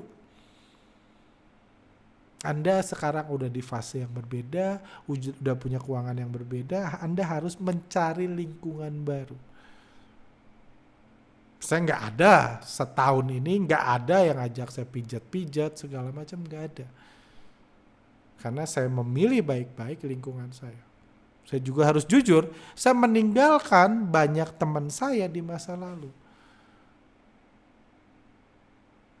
Bukan niat sombong, bukan. Saya pengen tetap berteman sama dia. Cuma saya ngerasa kalau di saat ini, kalau saya berteman sama dia, saya ngerasa bersalah, saya ngerasa kesel, saya ngerasa waktu saya kebuang, gak happy lagi. Dulu sama dia happy, sekarang gak happy lagi. Ya wajar dong. Pelan-pelan saya tinggalkan. Saya gak jadi musuh, saya expect mereka gak tahu saya meninggalkan mereka, tapi saya udah gak dekat lagi sama mereka. Sesimpel itu. Kenapa? Karena waktu saya terbatas. Saya mau pakai waktu saya dengan teman-teman yang menurut saya, kembali tadi, yang diajak membuat saya di atas. Menurut saya itu sesuatu yang wajar. Itu yang dilakukan semua orang. Anak sekarang sebutnya circle, ya itulah. Anda harus ganti circle Anda. Kalau Anda merasa circle Anda sekarang udah gak sesuai dengan Anda dan gak membuat Anda produktif. Nggak harus jadi musuh, nggak harus, tentunya jangan merendahkan orang lain, cuma pelan-pelan menjauh aja sih. Seperti itu. Matang waktu saya. Pak, saya mau tanya, tidak maksud macam-macam. Di video kemarin ada kata-kata Pak Arga mengandalkan Tuhan dan kita ada di dunia saham, yang artinya kalau mau sukses harus punya pengetahuan, skill, modal uang kan Pak. Pertanyaannya, tahap seperti apa kondisi seperti apa Tuhan mulai menginvestasikan ke dalam diri Pak Arga bentuk modal. Kadang tuh Pak, kalau mau udah beli saham terus terbang, kadang suka doa dalam hati, Tuhan sahamnya naik tinggi, coba engkau kasih modal. Kan cuannya lumayan, kedengaran materialistis banget Pak, tapi karena saya mau serius di saham, kemungkinan melewati yang Pak Arga jalani sebagai trader yang mengandalkan Tuhan. Simpelnya saya percaya kalau Anda mengandalkan Tuhan, Tuhan gak akan ngasih Anda uang kurang, pertama. Gak akan buat Anda kelaparan. Saya gak tahu Anda agama apa, saya percaya Tuhan lah ya. Tuhan ini, saya percaya Tuhan gak akan membuat Anda kurang, satu. Jadi gak berkelimpah, gak kaya raya dulu, gak akan mengandalkan kurang. Kedua, kalau Tuhan sayang ke Anda, Tuhan gak akan memberikan Anda uang lebih banyak dari kapasitas Anda memiliki uang. Karena orang biasa kalau dikasih duit banyak, orang susah dikasih duit banyak, hidupnya hancur. Itu udah terbukti. Hampir semua pemenang lotre di Amerika Serikat hidupnya hancur. Overdosis, cerai, bunuh diri, dan lain. Karena dikasih uang yang gak sesuai kapasitasnya. Jadi sabar aja, ikuti proses, nanti Anda jalan sendiri. Gak usah bilang-bilang kayak gitu, karena Tuhan tahu kok Anda butuh duit berapa. Dan kalau Anda kerja keras melakukan bagian Anda, pasti akan tumbuh sendirinya. Saya merasakan sendiri kok. Lanjut. Rico, sore Pak Arga, selamat merayakan Natal tahun baru. Oke, mungkin sama-sama. Mungkin pertanyaan tentang psikologi trading, Pak. Menurut Bapak, apa tips atau perspektif tentang trading yang miss orang pada umumnya? Thank you, Pak. Kapan seminar psikologi trading lagi diadakan? Tahun depan banyak banget yang pertanyaan yang minta, saya dikasih tahu juga banyak alumni minta, tahun depan akan kita adakan lagi workshop ini. Tahun ini enggak, cuma saya mau ganti, saya mau retake semua materinya, saya mau ganti formatnya jadi lebih simpel, cuma tahun depan akan kita adakan lagi workshop ini. Cuma pertanyaan di atasnya ya banyak banget sih yang salah. Saya mengatakan semua ini, cerita semua ini goalnya juga untuk memperbaiki perspektif trading psikologi yang banyak, menurut saya banyak banget orang salah. Saya ngomong semua ini mayoritas tujuannya buat itu sih, biar Anda mengerti at least perspektif yang saya anggap benar ya. Saya cuma nganggap saya bisa ngajarin sesuatu yang saya rasa benar kan, seperti itu. Yang orang lain rasa benar ya orang lain yang ngajarin. Ya best, mana yang paling membanggakan? Bisa hidup dari trading, keluarga yang harmonis, atau bisa membantu orang yang kesulitan dapat perbaikan kehidupan? Gampang banget, keluarga yang harmonis tentunya. Kalau keluarga harmonis itu nggak umum, kalau Anda nggak punya keluarga harmonis, biasanya Anda nggak mau membantu orang lain karena hidup Anda jadi miserable kan. Saya percaya nggak mau membantu orang lain, hidup dari trading itu nggak ada keren-kerennya. Ada orang hidup dari ojol, ada orang hidup dari ini, hidup dari jadi akuntan, hidup jadi pengacara, hidup jadi hakim, hidup jadi engineer, hidup jadi trading, itu nggak ada keren-kerennya. Itu bagian dari ya, kalau kerjanya trading ya Anda harus hidup dari trading, itu nggak membanggakan sama sekali. Keluarga yang harmonis tentunya. Oke, ada pepatah, don't let a good crisis go to waste. Dalam situasi kacau seperti bencana, ketidakpastian politik, masyarakat umum retail biasanya sibuk dengan emosi dan ketakutan. Pertanyaannya, pola apa yang biasanya dilakukan oleh seorang mastermind untuk melakukan konsolidasi kekuasaan atau aset justru di saat semua orang sedang lengah karena krisis? Apakah chaos itu musuh bagi bandar atau justru tangga? Nggak bisa jawab panjang-panjang, cuma banyak orang, banyak influencer, banyak edukator,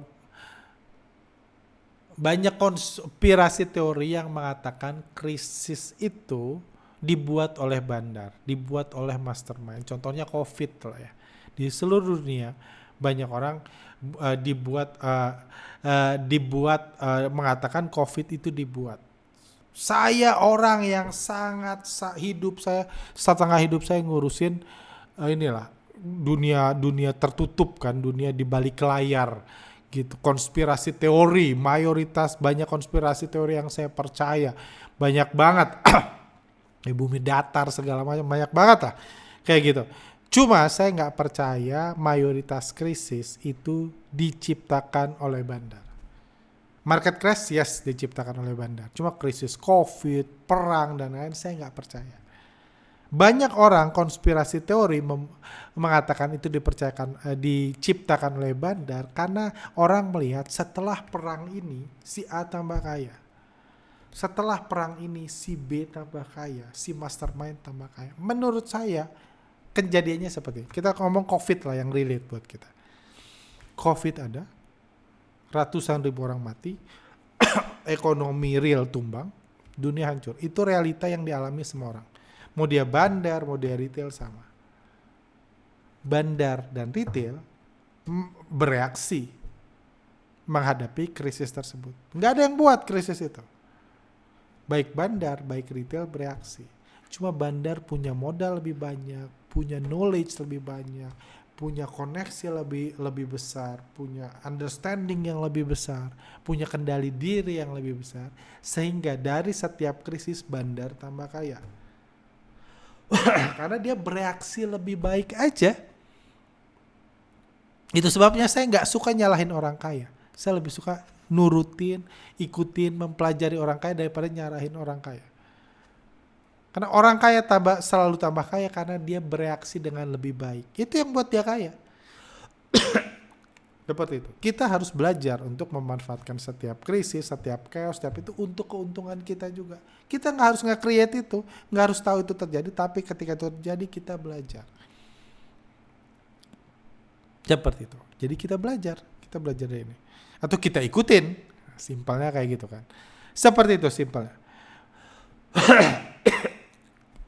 Bang Surustana, apa tujuan abang buka kelas untuk masyarakat saham? Sorry, batuk lagi. Secara tidak ada makan siang yang gratis. Workshopnya berbayar, bukan gratis. Seperti itu simpelnya. Kenapa saya alasan utama karena suka ngajar dan saya merasa hidup saya lebih berarti. Saya bahas di podcast sebelumnya. Seperti itu. Tapi ini bukan makan siang gratis, workshopnya aja bayar. Oh, ini yang dokter ya. Saya baca dulu deh. Oke. Perkenalkan Pak Arga. Saya menghargai pertanyaan gini. Saya tahu ini udah sejam 14 menit. Mungkin teman-teman kalau mau di skip dan lain-lain, saya mau menghargai aja orang-orang yang bertanya panjang lebar seperti ini. Perkenalkan Pak Arga, saya seorang dokter yang bekerja di sebuah IGD, salah satu rumah sakit di Jawa Timur. Saya sedang menghadapi sebuah kegelisahan. Saya awalnya menganggap profesi sebagai dokter adalah jalan ninja yang tepat untuk saya melakukan pengabdian.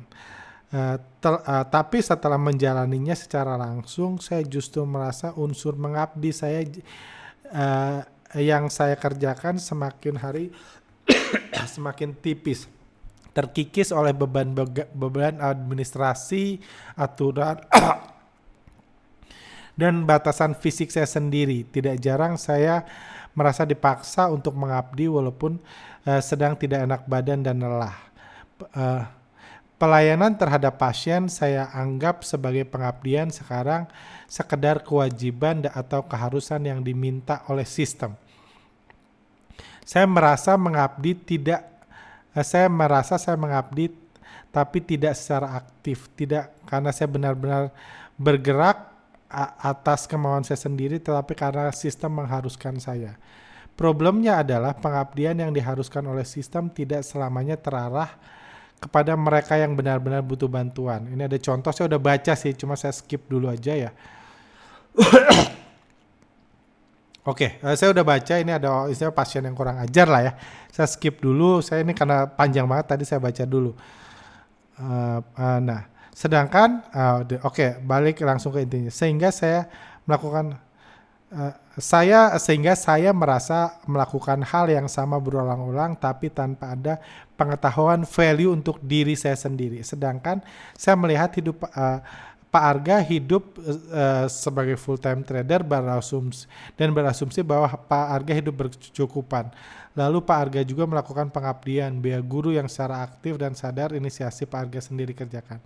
Pengabdian yang dilakukan tertarget dengan baik, memiliki tujuan yang jelas. Bentuk pengabdian seperti ini saya anggap ideal karena tidak menjadi satu dengan pekerjaan dan akhirnya menjadi keharusan.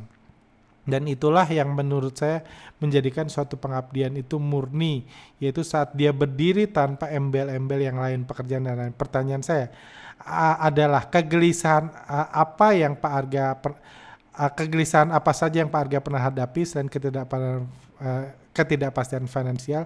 2, apakah Pak Arga merasakan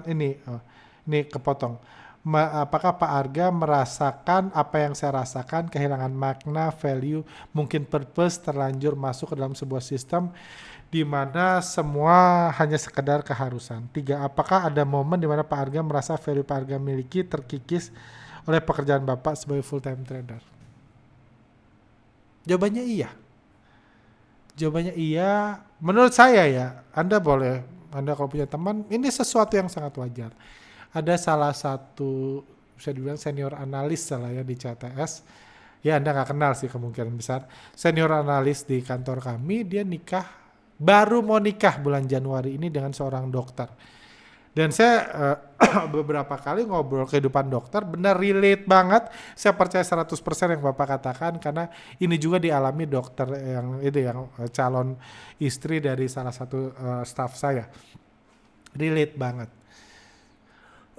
Dan saya yakin saya ngomong ke 100 dokter, 99-nya ngomong seperti ini. Tapi kalau Anda balik ke saya, apakah saya sering merasa kehilangan makna, value, purpose karena terlanjur masuk ke sistem?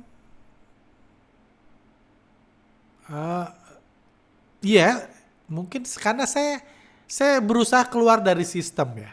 Saya berusaha hidup di luar sistem, jadi saya nggak serelate itu. Saya percaya sepenuhnya yang Bapak katakan, cuma saya nggak pernah, saya berasa mau hidup dalam sistem. Saya nggak mau di luar sistem. Saya ngerasa saya lebih happy di luar. Saya nggak sekaya orang di dalam, nggak apa-apa, tapi saya lebih happy di luar. Itu saya, satu. Jadi saya nggak relate sama itu, tapi kalau Anda tanya, apakah saya sering merasa kehilangan makna, value, merasa yang kerjain itu aja, bosan? Yes, yes banget. Terutama kalau saya cuma trading. Kalau saya cuma trading, cuma jadi full time trader, saya merasa karena nggak ada value-nya, itu cuma rutinitas aja. Apa nggak ada mengabdinya lagi kan? Saya kerjanya either nyopet bandar atau nangkep katlosan retail, nggak ada mengabdinya sama sekali buat saya. Itu sebabnya, itu alasan utama bahkan buat saya buat podcast kayak gini, saya ngecap kayak gini, saya ngajar sana sini segala macam. Karena menurut saya merasa kehilangan value. Saya pernah itu bahkan, tapi terlepas dari itu, saya sendiri ya, tadi saya bilang kan, saya mempertanyakan apa gue tutup aja CTS, apa ini, apa gue ngurus kemanusiaan dan lain-lain. Saya banyak hal, karena hidup di luar sistem pun banyak goncangannya, banyak ketidakhappyannya, banyak orang yang ngerasa kurang ajar, kayak contoh pasien yang dikatakan ini kurang ajar, merasa saya nggak dihargai. Ada orang yang udah saya ini kan, misalnya udah saya ajarin segala macam, berkhianat, nyuri dan lain-lain, macam-macam. Hal itu seringkali saya mempertanyakan, itu sesuatu yang sangat wajar. Menurut saya itu sesuatu yang manusiawi. Anda ngobrol ke mayoritas orang pun ini. Terus balik ke pengabdian. Menurut saya ya, skill jadi dokter itu skill yang sangat berharga. Apalagi dokter IGD. Kalau Anda merasa butuh value, Anda pakai cuti Anda pergi ke satu daerah. Anda kerja sama ini. Saya kenal satu, bahkan dia bukan dokter, satu mantri. Saya tahu, saya belum pernah kenal, saya belum jadi mulu ketemu dia di Maluku. Dia ikut tim yang bangun listrik yang pernah saya posting, bangun listrik itu, bangun solar panel di gunung-gunung. Dia datang bareng-bareng untuk memberikan pengobatan ke mereka. Menurut saya Anda hanya butuh side job. Ya mungkin nggak sesimpel itu ya, cuma saya yakin Anda di tempat yang tepat untuk bisa melakukan itu, karena saya melihat beberapa itu. Anda cuma butuh side job untuk mengabdi. Yes, pekerjaan dalam sistem susah merasa mengabdi, betul, saya setuju. Anda butuh side job. Anda datang ke desa, Anda ke ini, Anda membantu seperti itu. Akan banyak hal, value, pengabdian, kepuasan diri dan lain-lain yang Anda akan rasakan kalau Anda melakukan itu. Apalagi Anda jadi dokter. Saya itu, salah satu kegalauan saya itu pengen banget tuh. Saya pengen banget jalan-jalan, saya punya waktunya, saya bahkan punya uangnya untuk jalan-jalan. Salah satu kesalahan saya tahun ini, saya nggak jadi ke Maluku naik gunung untuk datang ke desa-desa yang dibantu pasang solar panel. Itu saya, kalau yang follow Telegram kami, saya cerita tentang Kabauhari kan, desa Kabauhari. Saya ngeliat video-video yang dikirim tim yang pasang solar panel yang kita bantu itu di Kabauhari, saya kesal, gue pengen ada di situ. Cuma kenapa saya nggak lebih banyak melakukan itu, mengabdi ke daerah-daerah? Karena saya suka itu. Kenapa saya nggak melakukan? Karena saya nggak punya hard skill yang jelas. Gue di gunung ngapain? Saya cuma ngerepotin di gunung itu. Ngangkat nggak kuat gitu ya. Ya berapa kilo sih yang kuat dibanding orang daerah. Masang listrik nggak bisa belajar. Cuma orang lain juga bisa belajar. Kayak gitu, masang listrik nggak bisa, ngegalingnya saya nggak punya hard skill yang berguna di gunung. Jadi ngapain saya ke gunung? Ya buat seru-seruan saya tetap akan ke gunung buat seru-seruan. Tapi saya nggak berguna. Masa saya ajarin saham? Dengar podcast saya cek YouTube gitu, buat orang gunung kan nggak guna. Anda punya skill yang sangat berharga, manfaatkan itu untuk bantu orang. Karena goal Anda nyari purpose ya, mengabdi. Jadikan IGD itu kerjaan aja, no problem. Buat Anda punya duit dan lain-lain, Anda bisa bantu. saya nggak tahu, saya nggak punya yayasan. Cuma kalau saya punya yayasan atau saya ini mudah-mudahan saya bisa ngasih open gitu. Tapi saya yakin banyak lah yayasan. Jadi dokter masuk desa lah dan lain-lain, kerja sama perusahaan obat. Ada obat-obat yang hampir kadaluarsa atau apa, banyak saya dengar. Macam-macam kok yang bisa Anda bantu. Buat Anda supaya Anda dapat makna, value. Karena saya mengerti sepenuhnya yang Anda pikirkan. Dan even setelah melakukan itu, cerita ini akan dapat lagi ya, cuma Anda cari hal yang baru. Ngomong BA Guru itu baru muncul tahun ini kan. Sebelumnya saya mikir lain, ngerjain yang lain, ada yang gagal dan lain seperti itu. Itu perjalanan aja sih. Seperti itu. Semangat Pak Widodo. Orang baik pasti ada jalan untuk apalagi tujuannya mendatangkan kebaikan buat orang lain. Podcast panjang, sorry ya. Pak Arga sejak lulus kuliah jadi full time trader, modal awal sejak lulus kuliah memilih jadi full time trader. Modal awal dulu masih ingat nggak Pak Arga? Ingat 15 juta. Dan modal awal apakah masih apakah besar dan dikasih orang tua? Enggak, tadi udah jawab. Butuh berapa tahun Pak Arga berproses untuk bisa mandiri secara finansial dari orang tua? Agak kompleks untuk menjelaskan ini karena saya hampir nggak pernah dikirim uang oleh orang tua sejak saya kuliah, tapi saya dikasih waktu itu saya jadi bapak kos-kosan. Tapi ya itu udah mandiri, kos-kosannya saya atur seperti itu. Cuma saya nggak tahu sih butuh berapa tahun karena menurut saya itu proses aja sih. Nggak lama sih, cuma saya nggak tahu butuh berapa tahun, nggak inget sama sekali. Tahun kedua, tahun ketiga dan lain-lain saya nggak tahu. Karena salah satunya, tapi di sisi lain saya masih tinggal di rumah orang tua saya karena keluarga saya kan pindah ke Inggris. Seperti itu. Jadi agak susah saya menjawab itu, cuma nggak terlalu lama. Mohon berkenan ceritakan momen yang tidak dilupakan Pak Arga sebagai full time trader. Umumnya momen-momen rugi, momen-momen untung. Saya pernah rugi lebih dari 30% dari total portfolio saya di saham bumi, itu nggak pernah terlupakan. Ya zaman-zaman dulu sih, sekarang sih udah nggak se-memorable itu trading. Mau rugi besar, untung besar ya biasa aja. Juga saya pernah dulu waktu itu saya udah ngikutin bandar. Dulu ada saham namanya IDKM.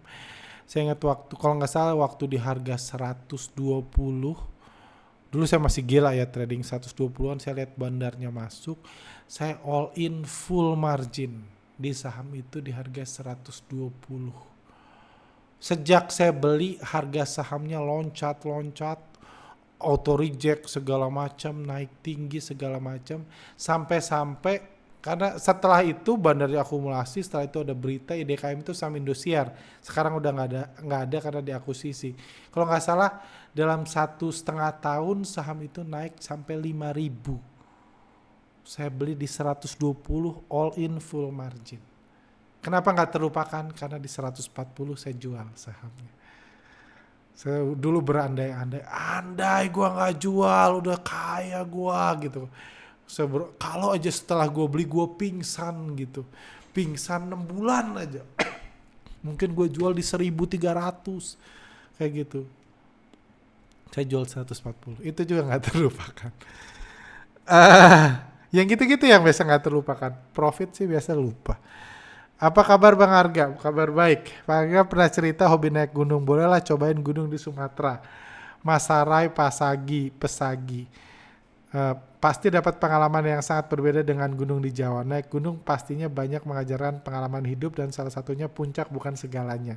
Tapi yang paling penting bisa jalan pulang dengan selamat. Betul sekali, saya setuju tentang ininya. Naik gunung itu berguna bagi banyak orang. Ada kalau punya anak muda biar tough ajak naik gunung. Ada naik gunung banyak hal yang menurut saya nggak didapat dari olahraga lain.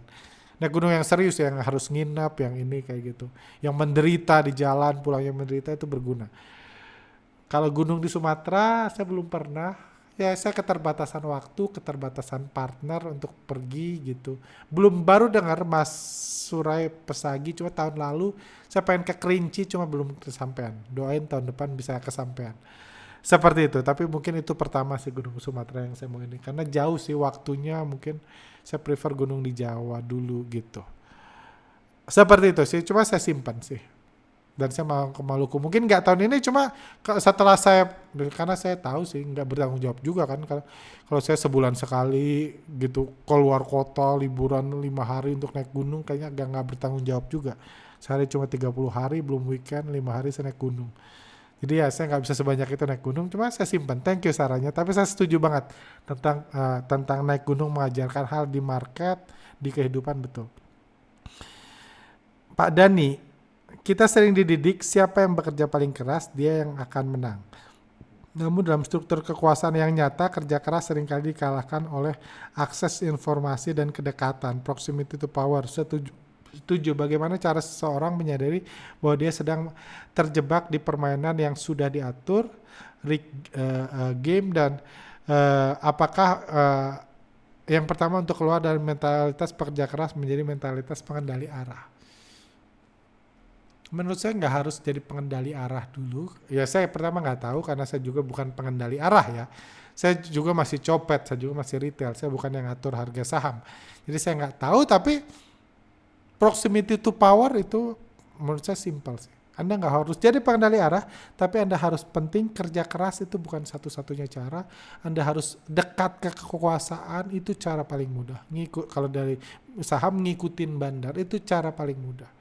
Kalau di ini mungkin dekat dengan bos, itu juga hal penting. Jangan jadi orang lugu yang cuma banting tulang, pergi paling pagi, jual paling sore, tapi nggak dekat dengan atasan, nggak bangun hubungan, nggak cari. Nih, dekat itu termasuk dekat dengan orang-orang wise, orang-orang pintar yang ngasih Anda saran, sudut pandang, membuka koneksi Anda. Itu juga sama pentingnya. Jadi Anda sudah sadar bahwa proximity to power itu sangat penting, jadi Anda lakukan itu juga. Saya termasuk yang malas dan menurut saya harus menambah itu. Kayak gitu, karena nggak bisa modal kerja keras saja. Semua orang kaya kerja keras, tapi nggak semua orang kerja keras itu kaya raya. Jadi ada faktor lain selain kerja keras. Pak Albert, Pak Arga pernah bilang mengajar adalah hobi dan membuat hidup punya meaning, make sense. Pertanyaan saya, kalau abang sudah bisa kaya dari trading saham, kenapa workshopnya tidak digratiskan? Kenapa mau cari income dari workshop? Simpel, karena workshopnya dimulai bayar, banyak orang berkorban banyak untuk bayar, dan gak mungkin saya gratiskan kan. Saya mengkhianati orang yang sudah bayar. Sepeduli-pedulinya saya terhadap orang yang belum ikut workshop, saya lebih peduli orang yang udah ikut workshop kan. Saya harus menganggap kepentingan mereka lebih tinggi dari kepentingan orang-orang yang gak saya kenal. Seperti itu pertama.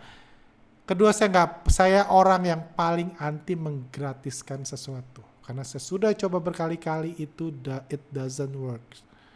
Menurut saya semua harus bayar. Semakin tinggi bayar, semakin besar komitmen, saya sangat gak setuju dengan konsep gratis. Bisa, Anda bayar ke saya, uangnya saya kasih semua buat bangun desa, bisa. Itu udah urusan saya. Saya bilang pun itu no problem, tapi bukan gratis.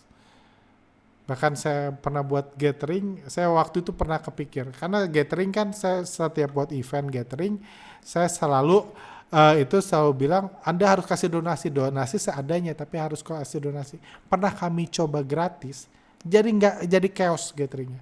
Semua orang tanpa ini ikut gathering itu, seperti itu. Seperti itu. Jadi saya nggak setuju konsep gratis.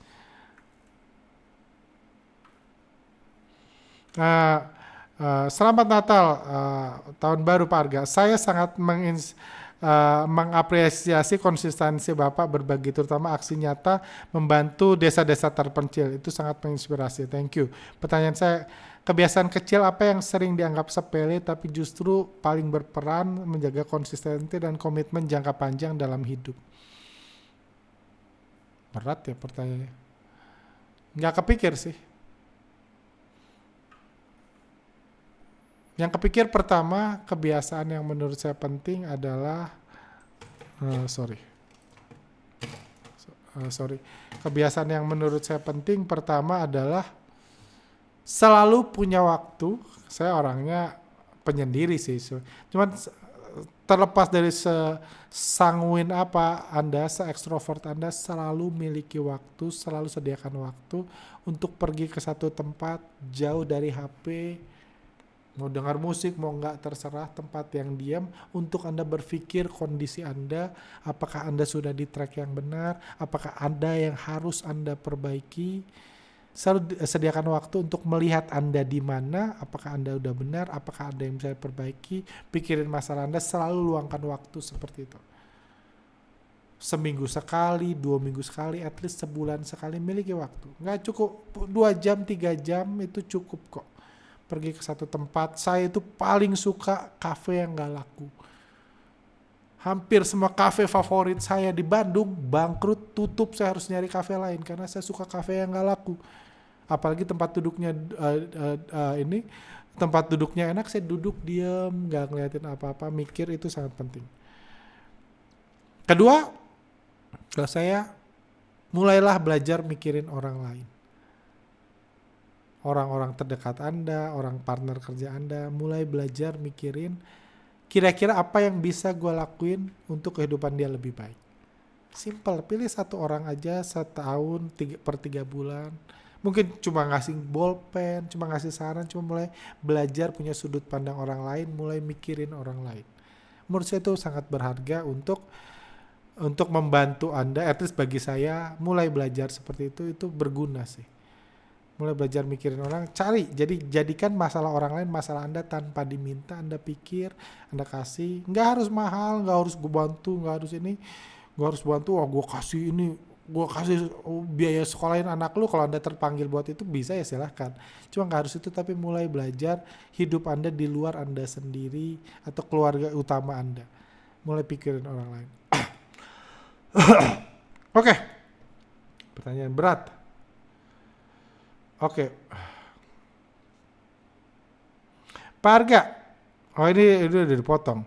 Sebagai manusia sudah belajar hidup umur 27 tahun. Dari cara Pak Arga memandang trading saham, saya menangkap filosofi bahwa yang membuat pikiran dan hati terbuka yang sebelumnya menggebu-gebu tentang uang, bahwa tujuan profit bukan sekedar mengejar angka besar, melainkan membangun hidup yang lebih layak, lebih tenang, bermanfaat bagi sesama. Yes, setuju. Karena itu saya ingin bertanya, bukan soal strategi memilih saham, tapi soal makna hidup manusia. Jika suatu hari semua profit, grafik, pencapaian itu tidak ada lagi, lalu murid-murid Bapak, termasuk saya, yang hanya mengenal Pak Arga lewat pemikiran, suatu saat hanya boleh mengingat satu hal tentang Pak Arga setelah Bapak tiada. Menurut Bapak, apa yang benar-benar tersisa yang membuat hidup tetap layak dikenang? Intinya legacy apa? Kalau semua orang cuma legasinya satu.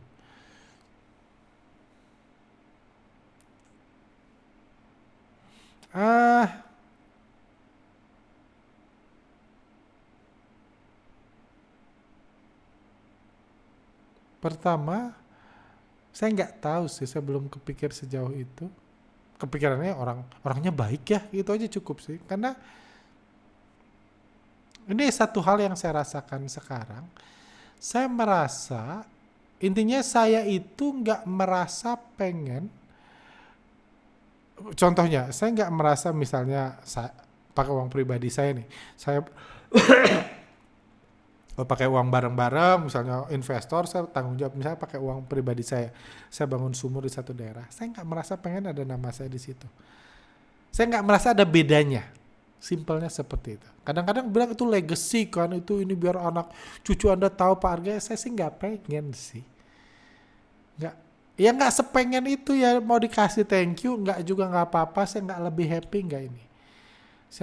Saya lebih happy melihat mereka hidupnya berubah, itu ngelihat aja sekali happy. Mereka nggak butuh kenal saya, mereka nggak butuh tahu yang ngasih duit saya nggak butuh sama sekali itu sih. Itu sih yang menurut saya tentang legacy. Jadi intinya banyak dari hal yang saya lakukan itu udah cukup buat happy saya sekarang. Ke depan dikenang atau enggak ini. Cuma saya sebagai ini yang baik gitu. Sebagai investor yang baik, saya pengen yang saya buat benar-benar berhasil, yes. Jadi bagi saya itu udah uang diberikan, produknya berhasil, berdampak buat orang, udah selesai di situ. Mau pasang prasasti, mau dikenal, gue dikenal atau enggak terlalu peduli sih. Cuma kalau 1 poin itu mungkin nggak menjawab, cuma saya ada seperti itu sih. Seperti itu. Apa yang buat hidup layak dikenang? Bebas sih, cuma saya nggak ngerasa pengen ada 1 poin gitu. Orangnya baik, lucu gitu, gitu juga nggak apa-apa sih. Ya saya stoik itu sih, nggak sepeduli itu. Oke. Ah, oke, saya skip beberapa ya. Eh, sorry saya skip ya.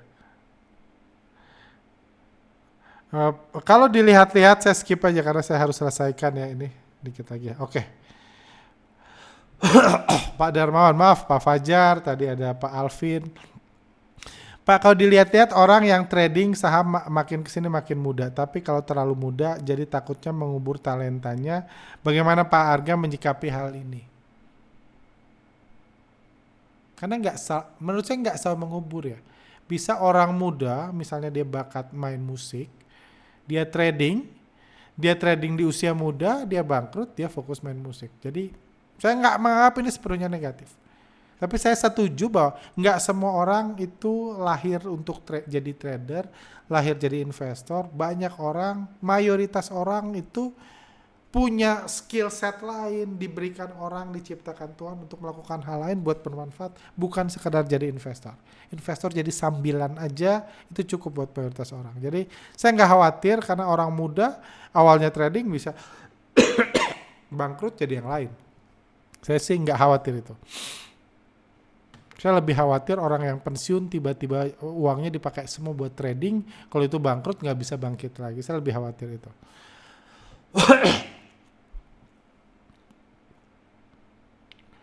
Oh ini pertanyaan sama yang Shaolin ya, saya skip dulu aja. Ini oke, 4 pertanyaan terakhir. Karena udah hampir 2 jam. Salam kenal Pak Arga. Mau tanya, Pak Arga bagaimana Bapak mengatur waktu saat bekerja, saat liburan, dan saat bersama keluarga? Saya bersama keluarga sehari-hari ya. Intinya saya kerja itu most of the time, jadi kerja saya itu 9 to 5, enggak 9 to 5 ya, mungkin saya ke kantor itu 9:30 to to set to 5, tapi biasa saya ngurus trading lagi saya jam 7:30 kayak gitu, jadi mungkin jam kerja saya lebih banyak dari orang biasa ya kayak gitu. Cuma saya punya fleksibilitas penuh untuk gue nggak mau kerja hari ini, gue nggak ngantor, gue mau pergi keluar kota, gue mau ketemu orang ya, karena nggak ada yang di atas saya di CTS, walaupun ya kadang-kadang anak CTS marah gitu. Ini nggak diurus kita kayak gitu. Cuma ya saya hargai mereka marah karena mereka peduli. Cuma intinya saya kalau tiba-tiba gue mau olahraga ya gue olahraga. Jadi cuma jam kerja saya seperti itu. Cuma saya nggak selalu kerja di jam kerja saya. Kadang-kadang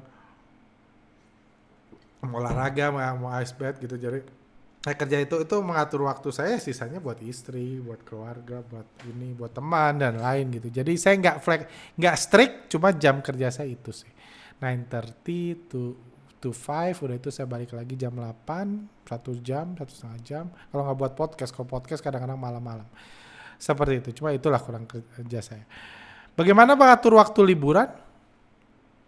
Saya belajar dari salah satu mentor utama saya tentang liburan. Salah satu orang yang paling saya kagumi hari ini sampai hari ini di dunia bahkan, dia punya konsep menarik tentang liburan. Bagi dia liburan bersama keluarga, quality time itu adalah hal pertama yang ditaruh di kalender mereka ketika mulai 1 tahun. Itu saya pelajari banget.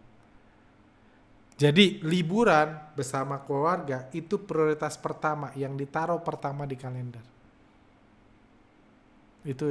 Menurut saya itu sangat berharga. Kerjaan itu dalam tanda kutip prioritas terakhir. Bukan kerja dulu kalau kosong libur, enggak, libur dulu.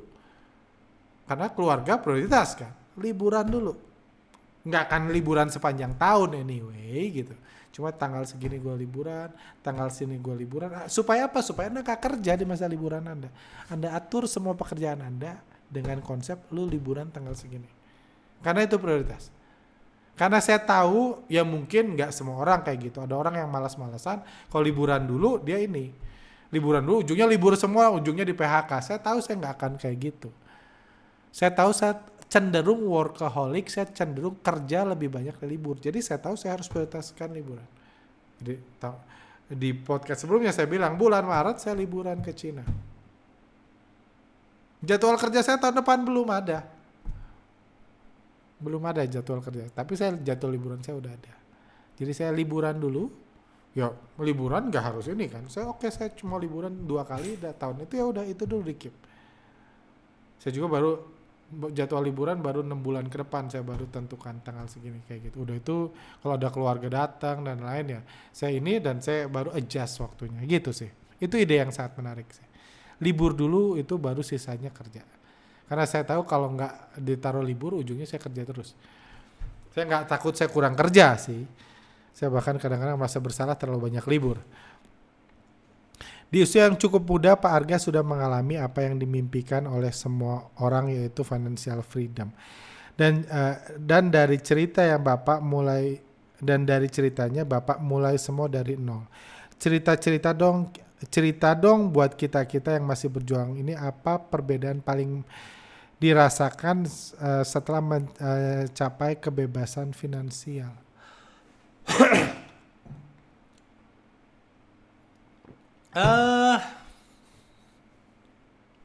Gadis kebebasan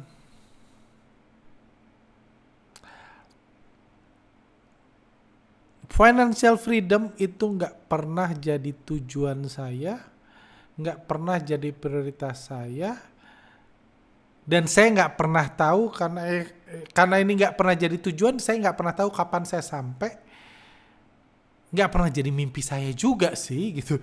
Seperti itu. Kalau ditanya, ya itu sih. Ya kalau saya dianggap sekarang financial freedom, puji Tuhan, berarti duit saya banyak dianggap. Nggak apa-apa karena itu bukan tujuan saya. Seperti saya bilang, beberapa tahun lalu di special edition saya bilang, saya lebih suka konsep hidup yang berkelimpahan daripada financial freedom.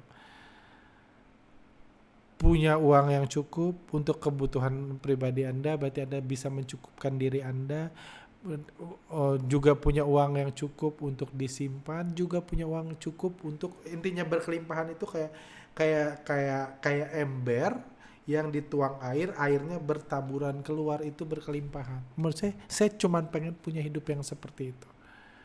Saya pengen setiap saat dalam kehidupan saya punya hidup yang berkelimpahan, jadi orang-orang di sekitar saya kebagian seperti itu sih.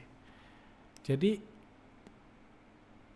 itu sih saya nggak ini, dan jujur ya saya pernah mikir tentang financial freedom. Saya bahkan pernah simpel cari tahu, dan dari penafsiran saya istilah kebebasan finansial, istilah financial freedom itu nggak pernah disebut oleh konglomerat loh, nggak pernah disebut sama orang-orang yang saya anggap kaya raya. Gua pengen financial freedom, gua ngejar financial freedom, gua financial freedom di umur segini. Saya nggak pernah dengar kata itu muncul. Saya tahu konglomerat yang umur 90 masih kerja saat ini. Warren Buffett umur 90 masih ini gitu, baru cuti akhir tahun ini, baru pensiun akhir tahun ini. Mereka sama sekali nggak pernah ngejar financial freedom. Karena menurut saya seperti saya bilang, orang kalau jadi istilah itu dikatakan para financial planner, penjual produk investasi, dan para pegawai kantoran yang mungkin ya diracuni oleh financial freedom tadi. Saya nggak bilang punya banyak uang itu nggak penting, good. Punya banyak uang selalu lebih bagus daripada punya sedikit uang, betul. Tapi mungkin ya menurut saya itu bukan tujuan yang menurut saya itu bukan tujuan yang layak dicapai sih, yang layak dikejar. Karena kalau udah financial freedom Anda ngapain? Kalau dulu saya sebut kalau ada intinya Anda nganggur nggak ngapa-ngapain gitu. Kayak gitu ya, kalau bagi saya itu minta cepat-cepat dipanggil sama Tuhan kalau Anda nggak ada gunanya dalam hidup. Karena saya percaya selama Anda hidup, Anda harus berguna buat orang lain, at least buat keluarga. Kayak berguna buat semakin banyak itu semakin bermanfaat, semakin fulfill hidup Anda. Gitu sih. Jadi saya dan saya nggak melihat financial freedom itu dikatakan orang-orang kaya loh. Gue ngejar financial freedom enggak gitu. Kalaupun uh, uh, kalaupun Anda mau ngejar, Anda kejarlah time freedom. Menurut saya itu berharga. Financial freedom enggak sih, time freedom. Anda adjust, Anda usahakan gimana, either kalau di kantor Anda punya asisten yang baik, segala macam. Jadi Anda bisa memilih waktu libur Anda, memilih waktu istirahat Anda, memilih ini, sisanya Anda kerja aja. Usahakan punya time freedom. Saya tahu lebih susah pegawai kantoran daripada trader, pengusaha, cuma menurut saya itulah aja yang dikejar sih. Dan hidup yang berkelimpahan sih, karena lebih fulfill. Itu. Terakhir, apa target resolusi Bapak untuk tahun 2026 di saham, di bisnis non saham, dan sosial? Oke. Di saham simple, saya mau seperti biasa setiap tahun, saya mau kinerja portfolio saya dari awal tahun 2026 sampai akhir tahun 2026 punya kinerja at least 3 kali dari IHSG, target saya sih 4 kali dari IHSG kalau bisa lebih. Jadi artinya apa? Kalau kayak tahun ini IHSG naik 20% setahun, berarti ya kinerja portfolio saya harus naik 80% setahun. Itu target saya juga di tahun 2026. Simple, nggak neko-neko, itu doang. Bisnis non saham. Saya sama istri lagi ngobrolin untuk punya toko online. Toko online yang menjual barang high-end. Ya, premium lah, barang mahal ya, bukan barang yang kejar harga, barang dengan kualitas tinggi. Punya toko online, punya pegawai, punya tim, kalau perlu punya kantor, punya gudang.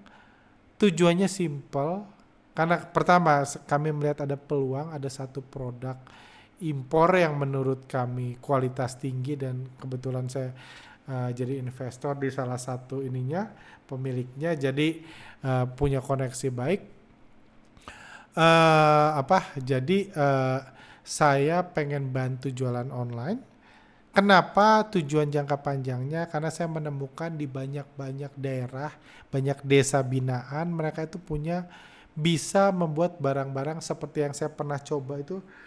Saya itu punya gula semut, gula dari Palmyra, intinya gula merah, gula bubuk gitu, yang menurut saya paling enak yang pernah saya makan. Paling wangi, paling enak, semua orang yang nyoba bisa. Itu dibuat di salah satu desa binaan di Kupang. Saya pernah bantu itu desa binaan, salah satunya mereka buat gula itu. Masalahnya gula itu karena posisinya di Kupang, kalau sampai Jawa jadi mahal. Harus jualnya high end. Masalahnya nggak tahu mau jual kemana. Itu satu. Saya pengen punya saluran tuh. Saya ngeliat termotivasi dari Bro Ferry Irwandi kan jualan cabe. Saya kalau bisa jual gula itu saya yakin ada marketnya. Cuma butuh marketing yang baik, butuh branding yang baik, butuh toko online yang udah jalan, udah terpercaya untuk jualan itu. Saya pengen kalau bisa saya pengen punya itu. Ada gula, ada satu daerah lain buat vanila nanam vanila asli, ada kacang mete dan lain-lain. Saya merasa itu sesuatu yang intinya kita butuh punya saluran distribusinya, saluran penjualan yang ke investor, ke retailnya, nge-retail lah. Itu yang saya pengen. Mudah-mudahan doakan saya ketemu orang yang tepat, pegawai yang tepat, karena saya tahu saya cukup sibuk untuk buat itu, tapi saya pengen lebih diseriusin itu. Itu sih. Untuk sosial, ini sama ya. Tahun depan proyek sosial apa lagi yang mau dikerjakan Bang Arga dan tim? Apakah ada rencana membangun sesuatu yang besar dan legacy yang bisa jadi legacy Bang Arga selamanya? Yang kedua enggak, sama sekali enggak ada kepikiran apa-apa, cuma. Proyek besar ya, besar kecil relatif ya, cuma Saya nggak kepikir hal besar apa yang mau saya buat, ya sama sih. Saya udah lagi ngobrol mau bangun sumur di satu daerah, ada bahkan follower juga, kami pernah survei di Telegram, teman-teman di sini juga pengen ikut sumbangsi bangun sumur, buat saya pengen ikut dalam proyek nanam solar panel di satu daerah lain kayak gitu. Itu juga itu Bea Guru bakal lanjut, target Bea Guru mungkin akan dapat boost cukup besar. Target saya sih 100, ada 100 guru, saat ini 40 guru yang rutin dikirim. Tahun depan target saya ada 100 guru yang secara rutin kita bisa bantu, dan bukan cuma tahun ajaran ini tapi tahun ajaran yang kedepannya terus bisa kita bantu. Seperti itu sih, cuma yang ngasih skill tambahan, bantuan seperti itu. Dan yang lain apa yang muncul sih, itu aja udah cukup banyak sih untuk dikerjakan, karena ya nggak mau juga aneh-aneh gitu. Saya nggak mau seperti korban bencana Sumatera, saya nggak mau ikut-ikutan, saya nggak tahu gitu. Itu aja sih, seperti itu. Oke, sampai sini. Thank you, ini podcast terpanjang 2 jam. Thank you banget saya sepanjang ini, karena saya menghargai semua teman-teman yang udah bertanya, yang ngirim panjang-panjang pertanyaan. Mudah-mudahan pertanyaan saya menjawab Anda, berguna buat Anda. Ya, apapun gunanya, ya itu tujuan saya. Thank you buat teman-teman menghargai. Thank you buat tahun 2025 yang luar biasa. Akan ada pemenang, nanti akan dipilih di podcast selanjutnya, yang mungkin bukan special edition lagi, teman. Pertanyaan-pertanyaan tentang saham yang masuk di sini akan saya jawab di podcast selanjutnya sih. Akan saya jawab di podcast selanjutnya, termasuk nanti akan ada undian pemenang. Seperti itu. Thank you. Selamat tahun baru, selamat berlibur, selamat Natal buat teman-teman yang merayakan. Kita jumpa lagi di tahun 2026. Sehat selalu. See you next time.